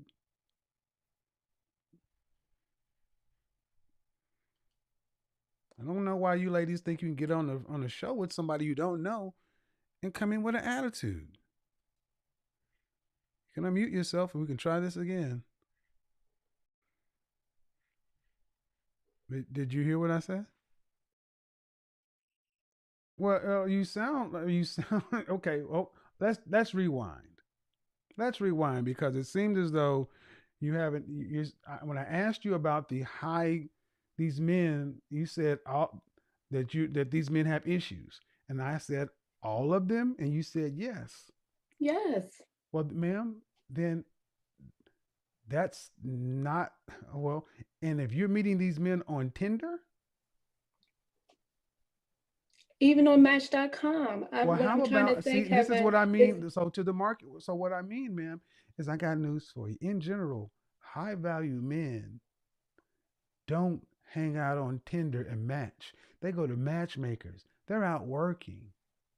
See, I'm gonna use this as an example. Ladies, you have 100% responsibility of who you make yourself available to. But far too many of you want it easy. Tinder, Match. Are you paying for either one of these services? I did pay for them because I like to keep myself discreet. And I just want to make a comment, Kevin. There are men who are high income earning men. I know, but see, what you need to understand, ma'am, is I know. Okay, listen. Yes, you may find one or two on there, but that's not. No, it's not just one. All right, okay, no, okay. You're gonna tell me about. There's even politicians men. on there. You're gonna tell me about men, and no. Again, I asked if you're paying. Since I did because I want to keep myself discreet. So let's get this straight. You want to find a high value man off a free dating site. Anybody see any problems with this? Ladies, anybody see any problems with this? You want to find a man who has his shit together and you only want to pay. Nah. Nope. You get what you give, ladies. And if you're not willing to sacrifice and invest, don't complain. Somebody said they had a disagreement. But I'm not gonna let you sit here and run men down because you don't want to do what it takes to make yourself available to a different caliber of man. That's on you.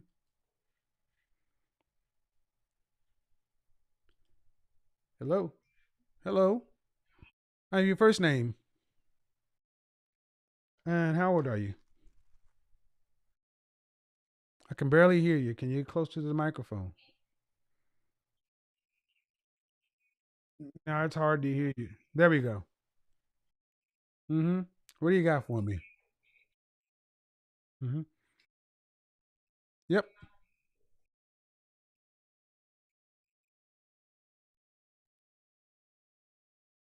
Okay.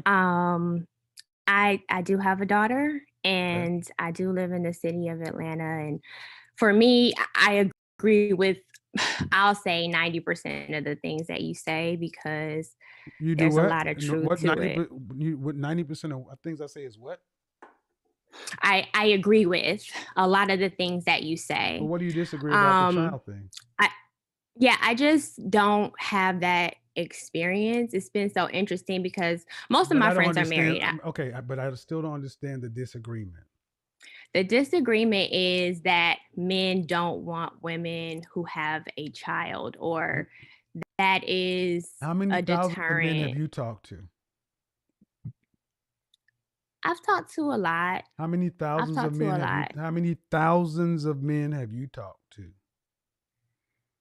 I know a How lot of many people. thousands of men have you talked to? Maybe 2,000. Okay, well, ma'am, 2,000. Yeah. That ain't even what I've done in the last 2 months, ma'am. It may not be your experience. That's fine. But that's another thing you ladies tend to have, just because that's your anecdotal experience. I understand that, but that's not what I was going to say. But I was going to say that the experiences of my friends, my circle, and I am grateful. People tend to be like themselves, so they tend to have friends like themselves. Ma'am, Right. listen. No. But you haven't let me. You're not letting me say what it is. So because ultimately, here's the ultimate issue. If it's not your experience, you can disagree, but you got to go to the men and ask them what they want. I know, and I'm gonna get there. I'm definitely gonna get there if I can just have the floor for a couple 30 seconds. seconds. Please go ahead. Yes. So the men, me as having a child, I'm divorced. I've never had a problem with dating. I'm in a relationship right now. Mhm. But when I was dating, Mhm. I would meet men all the time who didn't have children. And honestly, I preferred a man who did have a child, somebody who actually understood what I was going through. Mhm. And a lot of my single friends who didn't have children couldn't find a man who didn't have a child for some reason. Mhm. And the disconnect was I would prefer somebody who had a child just because Shayla, how Go is this ahead. helpful to anybody else other than you? This is your experience. But I'm talking to women in general, not Shayla. No disrespect. That may be your experience. Somebody hits the lotto, but that's not a sane investment strategy or retirement plan. Do you have a daughter? I do. Would you tell your daughter, "Hey sis, hey young lady, go out and have a baby"?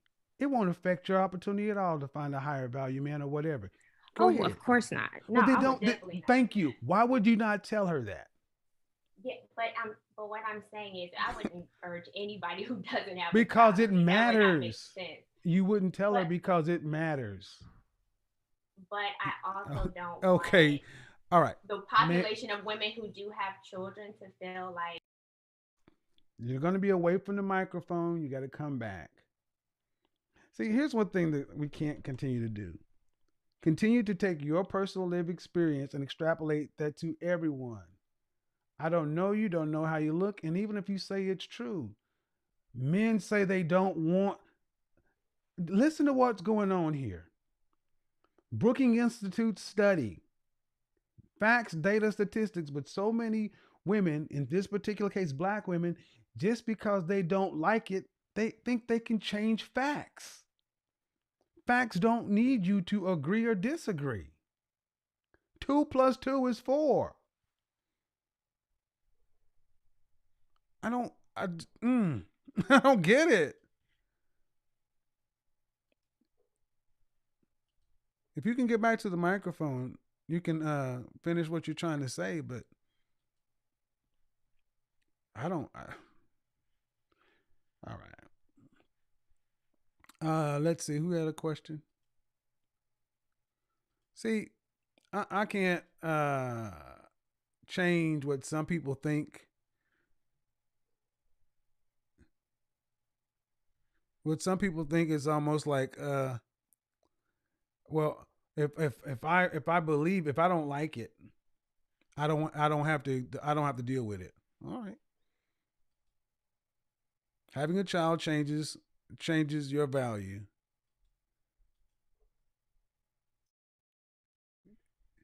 Your first name.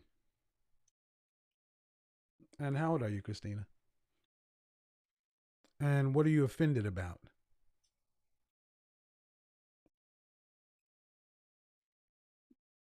the video of the woman that you had talked to. So after that, I had watched a couple of your other videos. One of them was being fat and alone. And I was offended by that. Why? I am a big girl. You want to know, I am 280, dress size is a size 20. And my thing is like, why do you feel like being fat equals alone? Did you watch the podcast? Yes, I did. What did I say?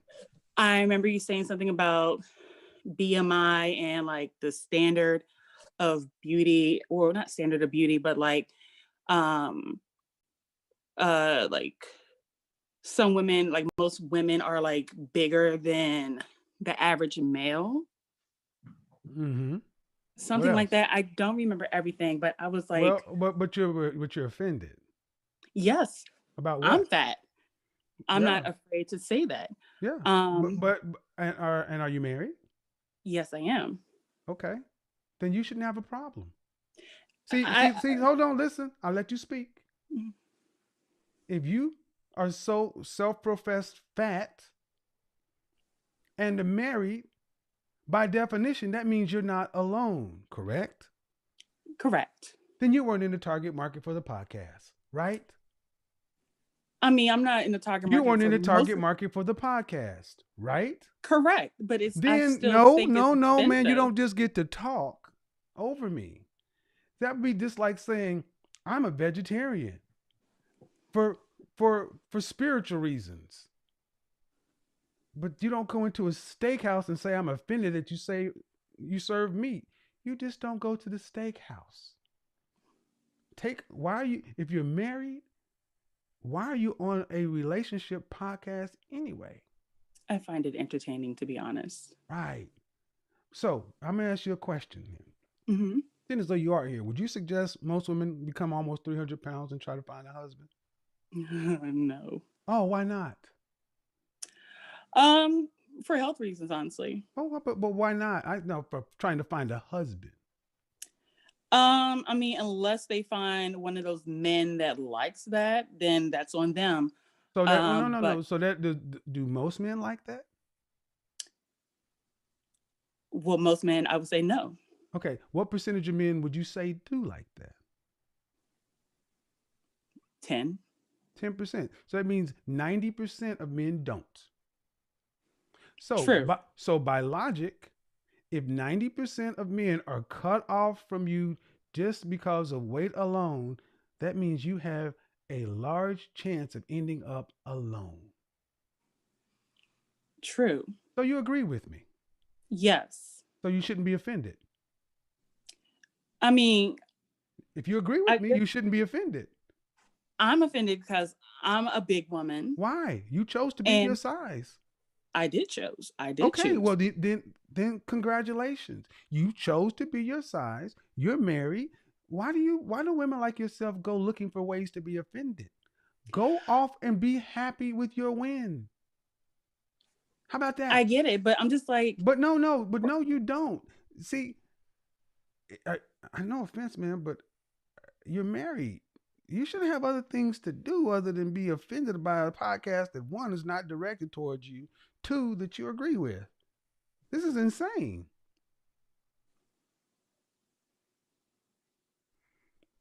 Thank you. Come again. Yeah, shut you straight up. You can't say nothing because you know you got no right to be over here talking about being offended. She's laughing, y'all. And she laughing. She like, God damn, he got me. That's why I'm over here doing what I do. Have a merry, happy Christmas, Hanukkah, Kwanzaa, girl. Peace out. You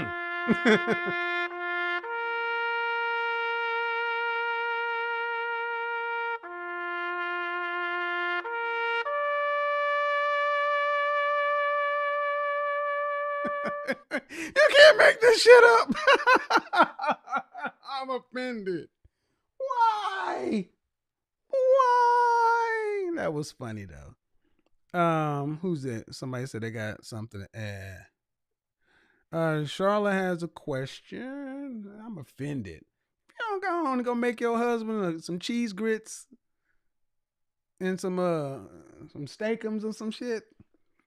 Starla. Hola, ¿cómo estás?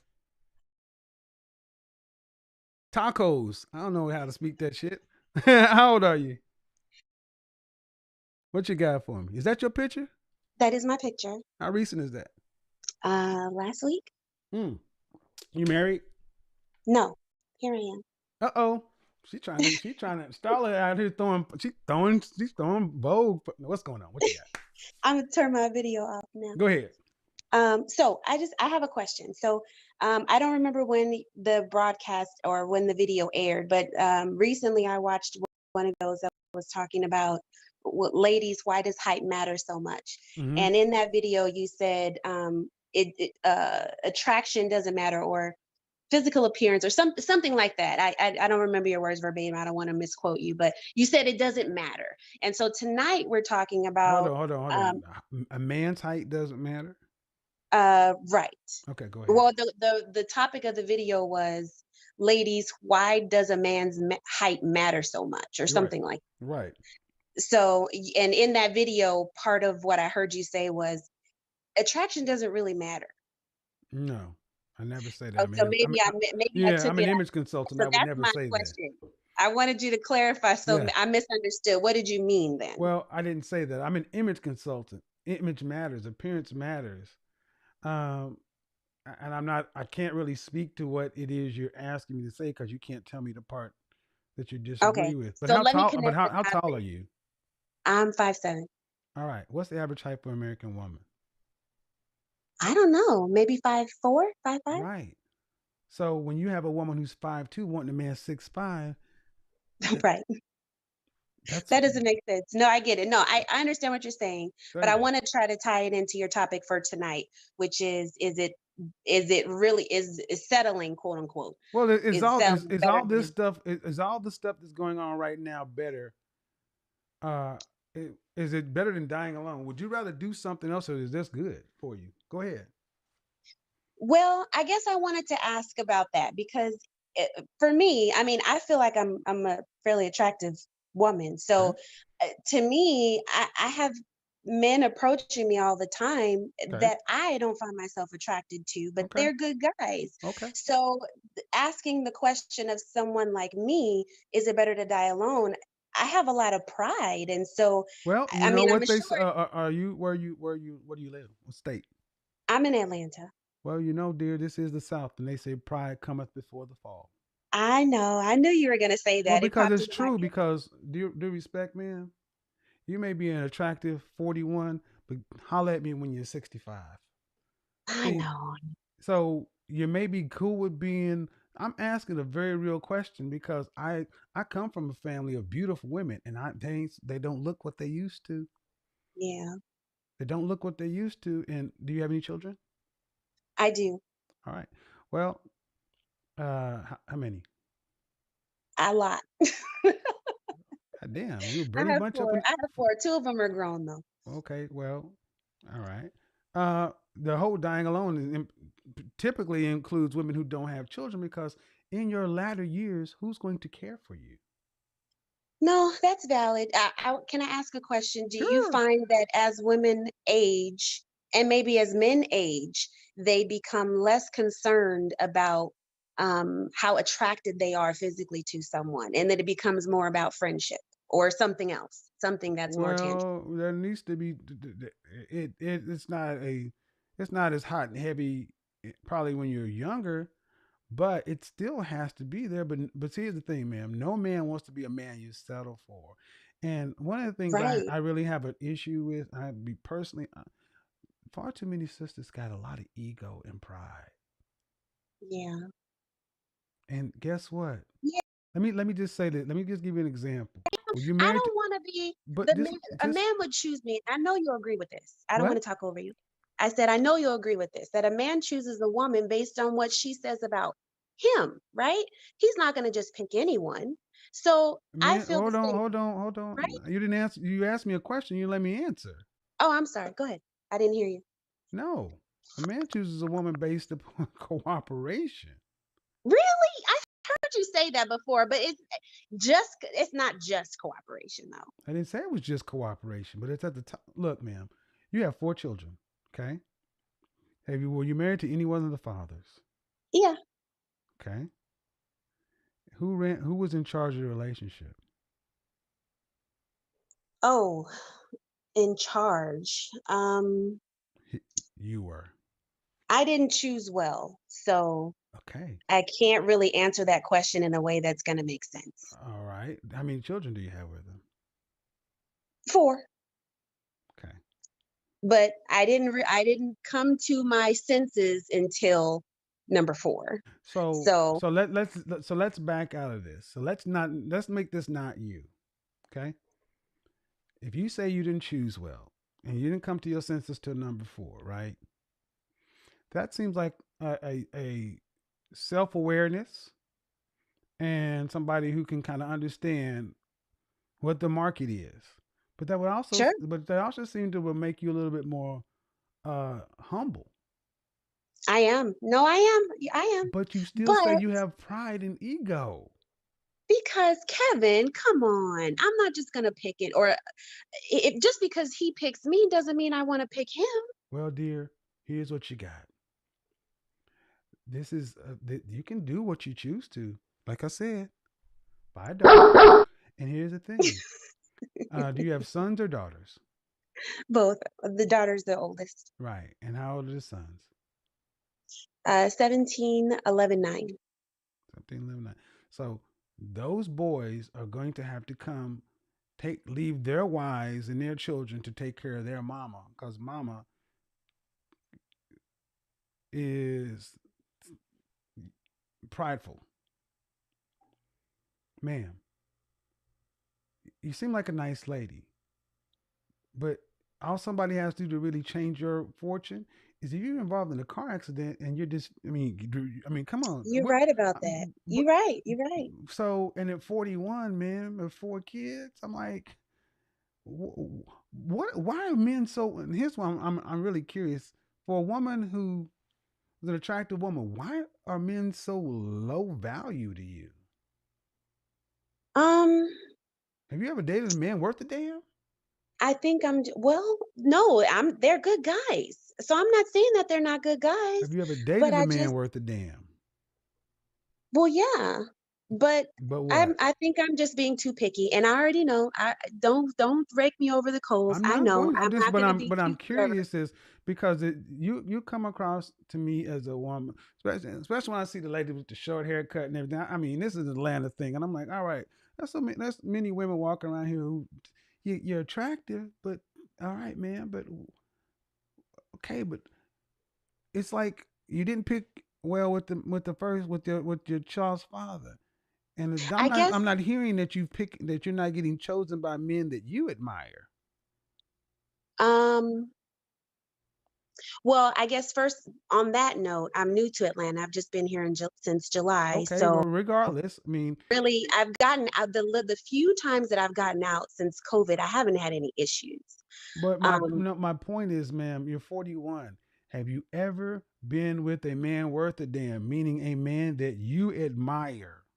Oh, yes, but there's always something, Kevin. Such He as? doesn't communicate, or he's What do you mean not doesn't emotionally available. What do you There's mean? something. Hold on.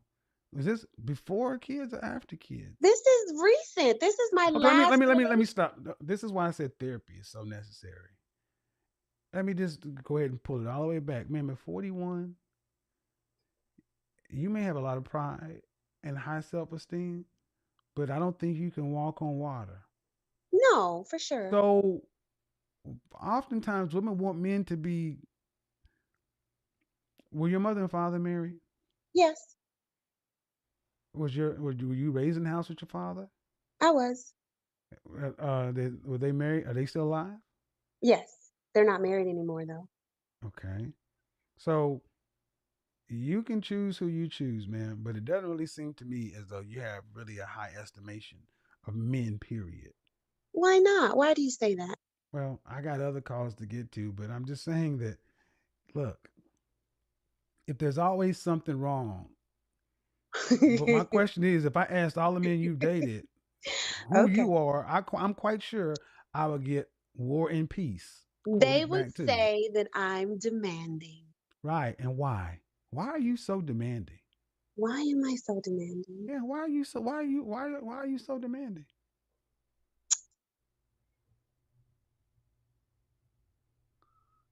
I'm just spoiled, that's all. No, But no, I'm no, very no, no, sweet and I take very no, good no, care of no. Let them. me stop that right there. I feel like it's Oh, about don't stop. Nope, nope.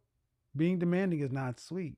See, no, it's well, but let me go ahead. it's Let me not just say this. delivered I mentioned harshly. I mentioned the walking on water for a reason.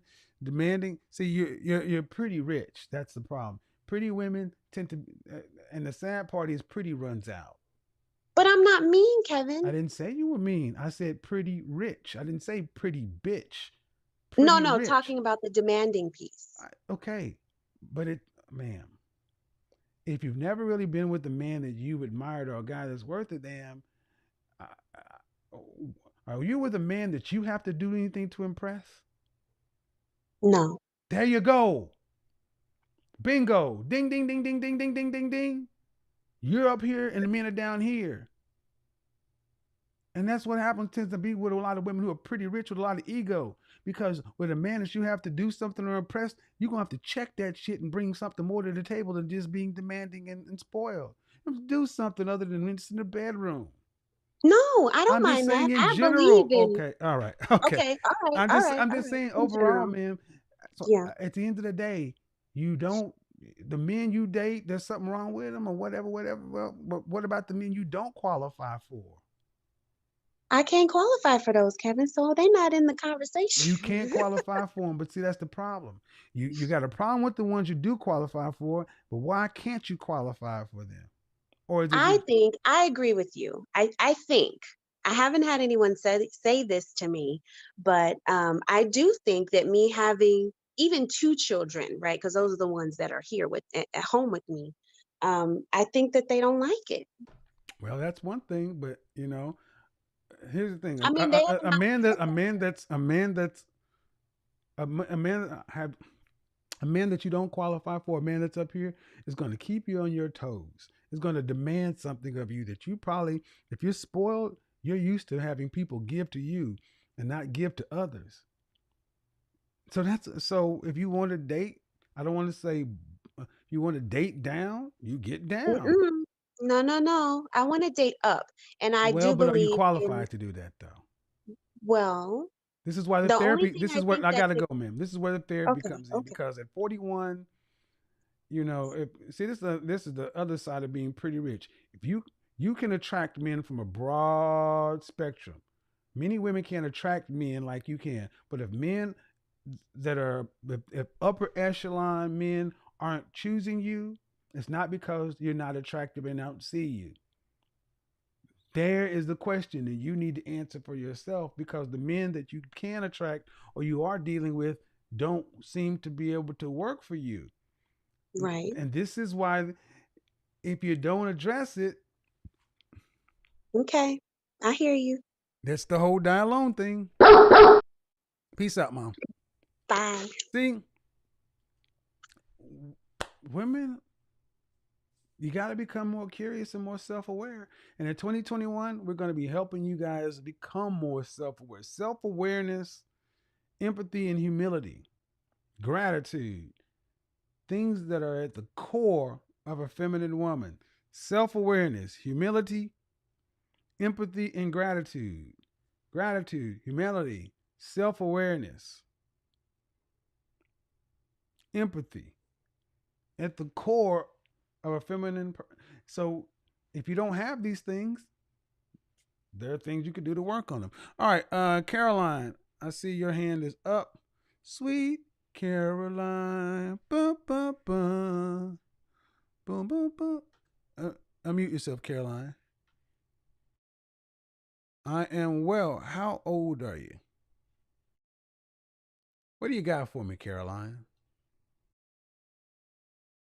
Alone, it seems a little extreme. Well, why? Well, here's my thing. I feel like this is something that hasn't really been talked about, and I don't know if you've addressed it in any of your other videos. But I guess there may be like a small portion, maybe like myself. I don't know if I desire marriage, but I do desire companionship. Okay. Dying alone means what? That you don't have anybody. Right. And 1 in 4 black women will marry in their lifetime. Mhm. That means you have nobody. In general, Okay. that means you're dying alone. Okay. So what about the percentage again that, we just, I may I don't know not how you desire track. to. I don't know how you track that. But here's the Okay. thing. So you're 30 what? I'm 36. So you want to be 67 years old and got a boyfriend? How does that work when you go to the hospital and you got to, who is in case of emergency? Who has the power to decide to put you on life support, take you off life support, administer? Who has all that? It ain't boyfriends Well, because listen, they have no legal power. See, we diminish marriage so much in the black community, and we don't understand what the union is for. You can have a boyfriend, and he has nothing to do. They're not gonna listen to him. They're gonna call for you. You have any kids? I don't have any kids. Okay, so if you're 67 years old and you got a boyfriend of 10 years, you're involved in an accident. Who are they gonna call to make decisions about you medically? Well, that is interesting that you say that, because I actually do work for a life insurance company. But So that's fine. That's life insurance. That has nothing to do with what I just asked. There's true. nobody to be called. So then So I'm you're sorry. alone, and that's the thing. We're alone. Our system is not set up. Countries are not set up for aged, single seniors. It's bankrupting Western countries. Period. So what I just gave you is probably not something a lot of you women think like. Well, I don't necessarily know if I want to be married. I don't care what you want. I mean, you need somebody to sign, put your teeth in, somebody to be able to sign off on you. Well, who gonna do it? And you don't have any kids. And I'm gonna ask you another question. Did you choose not to have children? No, I just never really was in the position. Well, I never really seriously dated Oh, anybody, so maybe like a couple years ago. so you have any brothers and sisters? I have two brothers. You said you never really dated anybody seriously until a couple of years ago. Yeah, and I just broke off the relationship So in you were a virgin October. until that. So you were a virgin until your 30s. No. Ma'am, I've met them. I mean, you say you haven't dated anybody Oh, seriously, so I'm trying to understand. So, mm-mm. what are you happy? Yeah, I'm happy. I Okay. just as a disclaimer, I don't have any pets or anything like that. So, I don't but what desire I'm to or saying is nothing. ultimately I'm trying to. Okay, you don't have any brothers and sisters, no pets, no real relationships, No, I have two. I mean, I have two brothers. two brothers. Again, Okay, yeah, but are they younger or older? they are older. Do they have relationships? One does. All right. So pretty much you're here on this planet, not attached to anybody except the people that you were born attached to. Those are your I don't. brothers. I don't know. I kind of disagree a little bit because I Who are think you attached some. to? Well, I mean, my life is still. I don't have like a lot of friends, but I do think that I have meaningful people in my life. I didn't say you didn't have people meaningful, but I said attached to. See, familial units link us to a community, a Mhm. society, and we got a bunch of single people out here unattached. And where I'm going with it, you can see where I'm going with it. Your brothers got lives now somewhere else. You're a single woman unattached to anything. No, I So guess I kind of listen, get it. ma'am. Listen. Go study. Go look what's going on in Korea and Japan. Look up kodokoshi. People dying alone. And I'm gonna say this, ma'am. Um, do you work from home? Do you go to work in the office? What? Well, what COVID? I work from home now. All right. So you work from home now. Do your brothers live in the same city or state? One, I Yes or live in no? North Carolina. Yes or no? Same city or state? Yes. All Yeah, right. they live Do in the you same speak to state. them on a daily basis? No. Do you speak? Okay. Who do you speak to on a daily basis outside of work? Well, I definitely don't talk to my coworkers All right. like So, that. so, Mm-mm. so, case in point, if you were to have a stroke tonight in your bed, Mm-hmm. that's it. That's it. Who would know? Because you don't talk to Well, your coworkers. You don't interact with anybody on a regular basis. The only way anybody would even know that you're missing is they would be alerted by the smell. I Kodokoshi. do. Listen, ma'am. Kodokoshi. This is what I'm not joking about when I say this. When we're unattached, people aren't looking for us to be gone. If you were in there, you'd fallen and you would hit your head and needed assistance, who would know to come look for you? These are real things.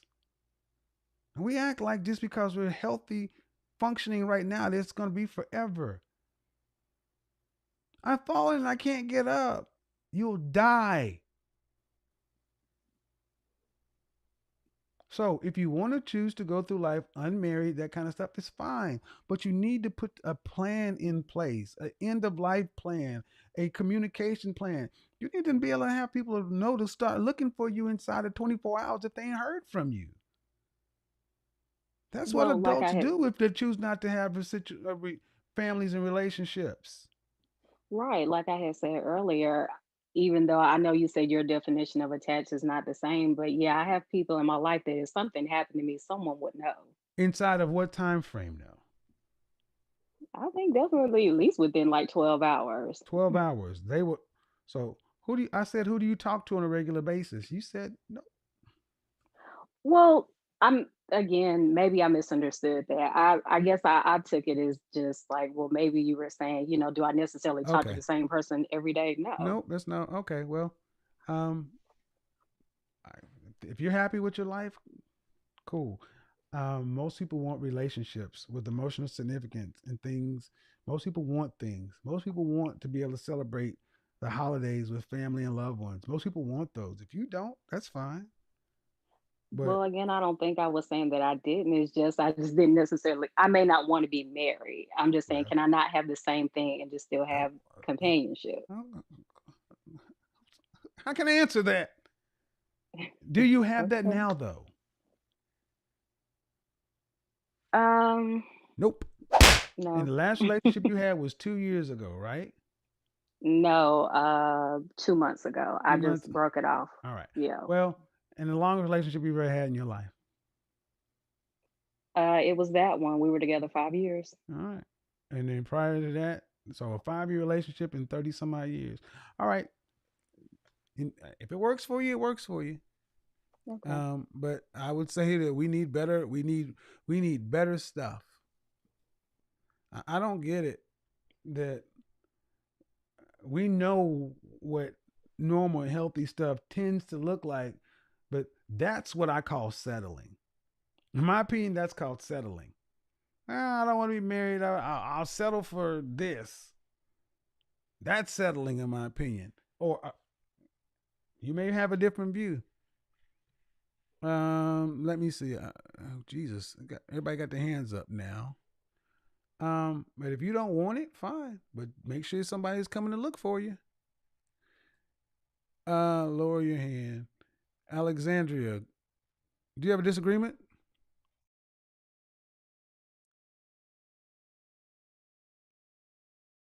Okay. Go ahead. 18. Hi. Go ahead. I kind of moved across the country away from my family and I live in Houston now. Okay. So anyway, I really started like taking better care of myself and toning down on like the raunchiness and like the loudness and the aggressiveness, really. Okay. Okay. And I've had like a lot of men, like not well, all types Gotta of get men, to the basically. ma'am. There's Yeah. 13 people. Gotta get to it. All types of men coming towards me. So I just wanted to know if you think it's too early. Too early for if I what? should relationships, if I should wait a little longer until I'm in my early 20s, or if I should start now. Hold on. So you start dating? Hmm? I couldn't hear you. You were breaking up. It's too early Oh, for yeah, what? like dating. Yeah, like dating. If you think it's too early to start dating. What does your dad say? Hmm? What does your father say? My father wants me to focus on school and not depend on a man. Okay. Are you in I don't. college? Yeah. Are you in 4-year university? Then date. You I'm need in to school for nursing. you need to start dating in order to Yeah, know. I really want to, but Well, then their words echo in my head, and I'm thinking, am I but they making the don't live wrong where you do. decision? Okay, listen. Hmm. Dating means I'm going out on a movie or dinner or this or that. Date. That doesn't mean you have to Hmm. get involved in a boyfriend girlfriend situation. You need to date to know what it is you like, don't like, and what fits you. They're trying to keep you safe so you can finish school. That's fine. Just don't. What they don't want you to do is become sexually promiscuous and have a baby. That's what you don't want to do. But dating, no problem. Date's Okay. fine. All right, have a good one. Yeah, dating is. I mean, we made dating like I don't get it. Let's see. Sierra, you're up next. Uh, Sierra, unmute yourself. Hi, do you have a disagreement? Hi, you have a disagreement? Okay. I'm trying. Hold on, just a second. I'm trying to get to the people who have disagreements. Hold on, just a second, okay? Um, hello, Hi. Hello, hi. Your first name is? Hold on. Do you have a disagreement? Okay. Um, just a second. I got to get to the people who have a disagreement. Isabella, she lowered. Hello. Hi. Do you have a disagreement? You do. You do. Okay. How old are? First off, how old are you? I'm from New York. Okay. Go ahead. So there are some correlations to women who are of color and are educated, and later on, after having a career, decide to have children. There are high risk. There are considered actually high risk. So there is a correlation between that. However, I don't understand the disagreement. You just made my a. disagreement to the point is you do encourage a lot of your callers, your female callers, to go to therapy. And I do want to address that with Black women. I think we need to look at the intersectionalities. What's A lot of the disagreement? my disagreement is you stating that most of them are, unapproachable sometimes or intimidating. I don't know what you're. Okay, ma'am. Let me stop right here. Let's take a breath. Let's reset. Okay. You know what's going on in your mind. I don't. Yes. You got to give me a sentence that begins with something I can hold on to. My argument is you stating that Black women who are educated are more likely to stay single, with your statistic of 1 out of 4. That's not what I said. Where did I say that? You said Black women who are uneducated, they have a lower chance. Where did I say that? A lot of your videos. No, ma'am. You're gonna okay. Isabel. Yes. I know what I say, and I'm very careful with my words. When or what video are you referring to that I've said educated women are more likely to stay single? Sometimes on your videos, for example, your videos comparing Miss Ross, you talk about successful women. You talk about successful or educated white women are more likely to go out after college to get married compared No, to. I didn't say they're more likely. I have no, see, why don't you ask me the question, because it sounds like you've misunderstood something. Because even on my community tab, I quoted Shahrazad Ali, a statement she made. White women go to college to find a husband. Black women go to college to prove they don't need one. Overheard by Shahrazad Ali. I remember that quote that you stated. Right. That was quoting Shahrazad Ali. I've never said that educated women are less likely to get married. I say overeducated women, masters and PhDs. Yes, that's true. Are unlikely to get married. The higher up a woman goes, the less likely she is to marry. That's true. But the fact, hold on, ma'am. Listen. Is that factually accurate, backed up by the data? No. Really? No, because you stated No, really? Yeah, because you stated that women. No. I want to be clear. The marital rates of black women with an advanced degree. Women. Yes. So this is why I'm saying, like, there is some degree. I don't think. I'm trying to understand the disagreement, man. But my disagreement is that there isn't really a hindrance to why Black women are getting married. Is their education, higher educated Black women. Let me explain. You're right. The education. Stop. You're right. The education isn't the problem. It's the attitude that comes along with it. Thank you for putting my... Nope. I gave you 15, 11 million chances to say something. I've said it plenty of times. There's no reason you can become a master's or a PhD or an advanced degree. Other races of women seem to be able to do that and couple just fine. So it's not the degree. It's the attitude and mindset that comes along with it. Go back to what Shahrazad Ali said. So I'm on the same page. But I just want to be clear, though, that you're misinterpreting what I'm saying. I hear you. Okay. What I am adding to what you're saying, because I didn't agree with that part. What I'm adding is, I think that with a lot of other factors related, we're talking about social and norm values. We're talking about. Ma'am. Are you married or engaged or in a relationship? I am currently single. All right. You're 25 years. Listen. You're 25 years old, and that's. But what I'm trying to get you to understand is, I'm not telling you something that's not backed up by the data, or by men who experience women who have advanced degrees. You have an opinion, but it's not really backed. But what I'm giving you is backed up by the data, wisdom, and lived experience. Your opinion is your opinion. You're right to it. You're entitled to it, but it doesn't change the facts.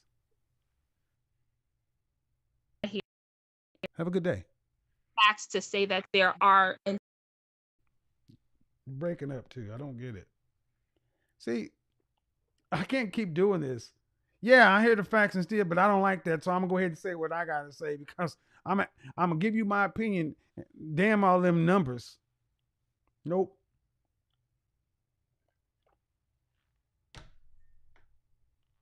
We go back and forth. So here's what we're gonna do. Galaxy. I don't know your name. Ooh.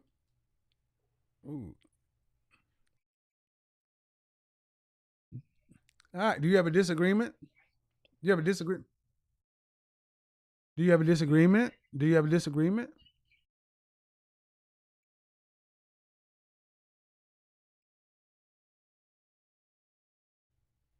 I should, me as a Black woman, I have 2 kids, but I just feel like, when is a man going to be accountable? If I have to be accountable. Whoa.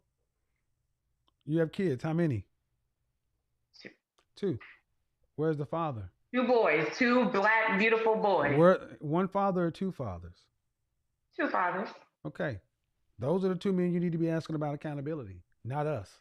No, but what about... No, ma'am. No. What? No, ma'am. No, listen. No, you're not going to talk over me. That shit won't work. You made 2 children with 2 different men. Go ask them to be Yes, I did. accountable, not us.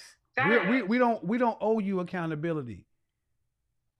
The men you chose to lay down and reproduce with owe you accountability. No. That's not the thing about it. It's not even about those baby daddies. I don't care. I don't care about their accountability. I'm talking about me as I have evolved. I've become a better woman. I understand where I am at now. But does a man have any accountability when he introduces himself to a woman? Like, I would not introduce myself to a man if I don't have. Stop. What do you mean, does a man have any accountability when he introduces himself to a woman? What does that mean? Like, you wouldn't, I mean, I'm supposed to accept a man for how he is, but yet you coming to me all wrong. You come to me without anything, and I'm supposed to accept Hold on. I don't understand that. Stop. Why am I wrong? Oh, Jesus H. Christ. I'm going to try this one more time because apparently, if this is how you interact with people, you get what you give. Now, I'm going to unmute you. Hello? Ma'am, you can't overtalk me, okay? Yes, sir. You have 2 children with 2 different men, and you say, I don't care about them and what's going on with them. Okay. Then you throw up a blanket statement about, does a man have any accountability when you meet him? That doesn't make any sense. I said, does a man have any accountability for how he introduces himself to a woman? That's my question. Any accountability? What does accountability mean to you? Accountability means to me is that how you present yourself in the best light. Like, the accountability is like how you represented yourself to me when you first met. Ma'am, accountability. No? A fact or condition of being accountable or responsibility. Responsible for your actions. Responsible. So does a man have any accountability? Does a man have any? Huh? You use the word accountability. So when a man, you just defined it too. Well, I do, but I know, but what you're saying doesn't make any sense, ma'am. I don't know what you mean. A man steps to you. Mm-hmm. How did you say you were again? I'm 37. Why? So stepping to you. You mean approaching you? Introducing himself. Introduction. So if you're talking to men who are stepping to you, that could be an issue. Mm. And if the kind of men you're talking about having accountability, ma'am, you are responsible for who you make yourself available to in your personal life. That's so true. Yes. So that's your responsibility. That's your accountability. So I can't be mad at the results, basically. No. Just like you can't be mad that, you get to choose. I feel like we have, black women have built No. This isn't we as black women. This is you. This ain't black women. That's true. Or this is you. Okay, then I have built myself up to a level. What have you done? Whoa. What have you? I don't know. You in a bathroom or something? Because you got a very bad. No, I'm in my kitchen. I'm in my kitchen. You built yourself up. What does that mean? I started from the bottom. I used to be Section 8. I used to be. Okay. I used to be. What do you do? What do you? But you built yourself up, meaning what? I have my own queen. I am fully. I bought my house. I take care of my children. Okay, ma'am. Due respect, you built yourself up to normal. Yes. All right. So I need you to understand something. And I mean no disrespect. But oftentimes I hear women act as though building themselves up to normal is something you're supposed to get a trophy for. That's the minimum expectation. There's no listen, for everybody. So you don't get a prize. So you don't get to talk about, well, I feel like I built myself up. That don't matter. No, but why can't the black man do it? Okay, well, first of all, ma'am, 51% of black men are single and childless, and 64% are in the middle class. They don't have 2 kids by 2 different dudes. But I have 2 You're going to sit on that. Black men don't sound to be your problem. Now, I'm going to try to have the rest of this conversation with you and not have it go off the rails. But you're not going to put shit on black men. And 51% are single and childless. And you got 2 kids by 2 different men that you don't give a damn about. And 64% are in the middle class. That's normal. And you had to build yourself up to get to the minimum where black men already are.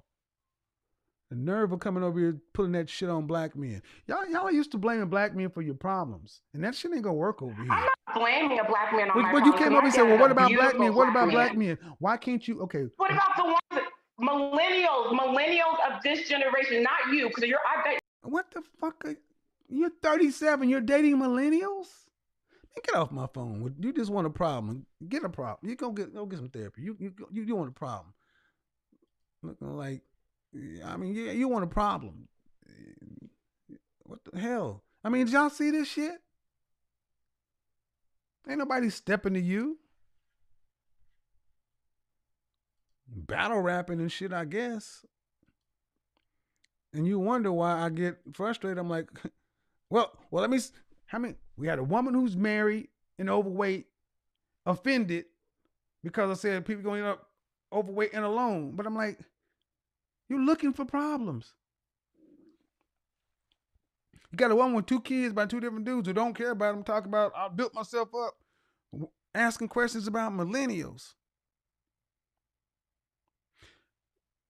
This is why I say therapy is so needed. This is a little troublesome. Let me see. Bubbly Bubbles. You've been here for a minute. Oh, her camera's, her thing, so. Wow. And what I need you guys to understand is why that went so far off the rails. You see how easy it has been for women like the previous caller to just throw shots at black men, and people who don't know her will assume that because she is a black woman with children that she's a credible source. So when she goes out and runs her mouth talking about black men, non-black people will say, well, as a black woman, she must know. We are tired of having you crap on our ethnic image. That's why I said only 2 black men owe you anything. And that's the 2 you laid down and made babies with. The rest of us don't owe you a thing. Except human decency and courtesy that we would extend to anyone. Everything else, you must earn. So, lower all these hands. Does anybody have any disagreement or anything like that before I get out of here?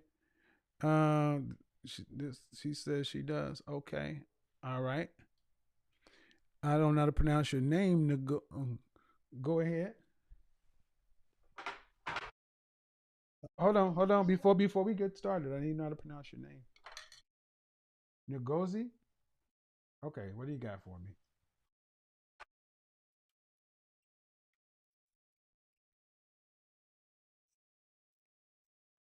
High quality men.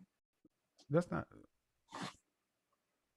What advice would I give for women? Because statistics show women outlive men. Yes. What do you mean? What advice would I give you? What advice or suggestions on selecting a high quality man? If we outlive men. How old are you? I am 25. Okay. Life expectancy of men of all races is shorter than the women.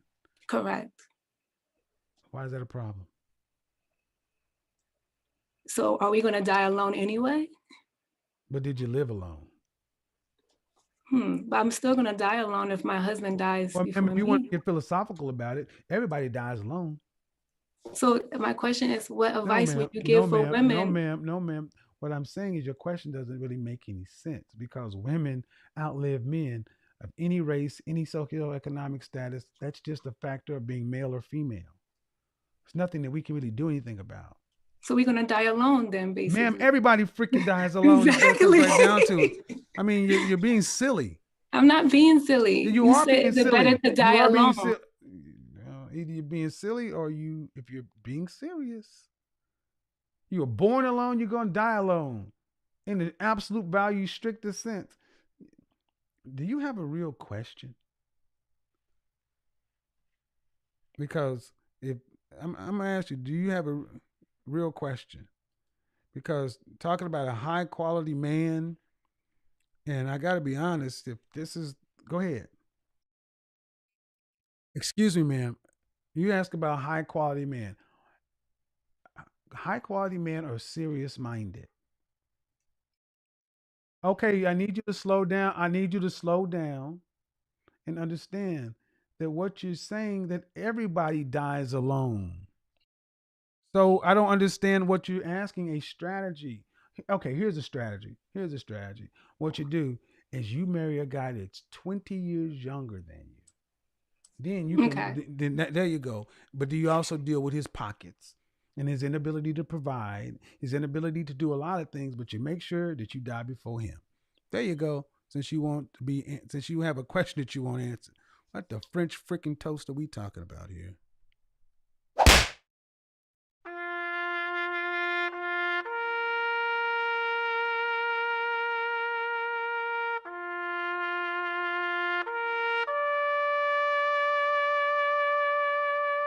All right, we've devolved into Madhouse, so it's 1 o'clock. I don't know. Well, everybody dies alone. Well, here's what you do. What you do is you coordinate like you both take cyanide capsules at the exact same time. Here's yours, here's mine. Ready? 1, 2, 3. And you can go simultaneously. You can come and go at the same time. That's how what the hell? This is the questions being asked. We got to get more serious, people, about our mating options. Other people are far more strategic, practical, and reasonable about how they select mates. And listen to what stuff some women were saying. I don't care about who I made 1 or 2 babies with. I care about how a man stepped to me. 40-year-old asking about millennials. 25-year-old, well, men die earlier than women. That's everybody everywhere. Yeah. But how do you fix that? Re-engineer humans? I can't do that, though. Adios, mijo, pop. All right, well. Tuesday, back on our next broadcast. Tuesday is going to be fun. Tuesday is going to be a smoke show. Yeah, the smoke show. We're going to talk about the lack of trust. We're going to talk about all this. We're going to talk about a lot of stuff on Tuesday. We're going to talk about the excessive pandering. We're going to talk about it's going to be a good one because Christmas Eve, is Thursday. Yeah, Tuesday, pack a lunch. You will want to be here for Tuesday. Thank you for everybody for showing up. Good show. Good evening. Getting late. I got stuff to do. Plans for the weekend. Hope you got all your Christmas shopping done. Merry happy Christmas, Hana Kwanzaa. Welcome to all the new people. Hello to all the haters. We like y'all too. Keep hitting the dislike button. It all counts as engagement. But we're going to keep on moving and going forward. The gender war is over. We're negotiating the peace. And the peace treaty and meetings start next week. Welcome to Wakanda.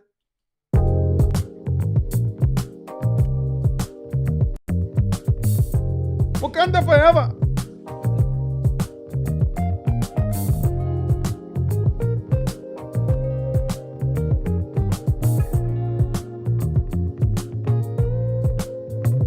In this moment, yes, I cannot say what's wrong or right.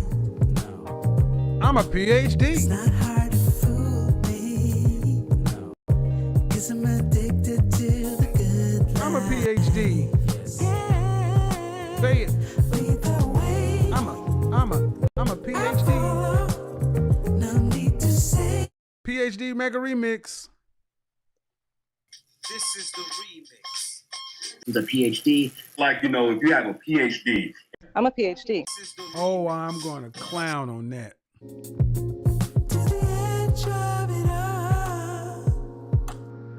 Panda Bear. Circus, Afro circus, Afro circus, Afro, polka dot, Afro. Panda Bear. Panda Bear PhD remix.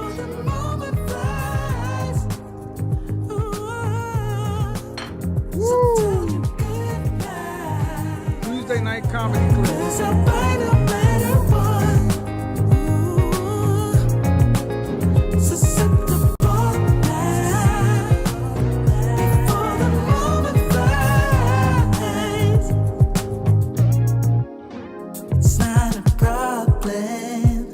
Thank you to all the super chats. I know what I'm getting into.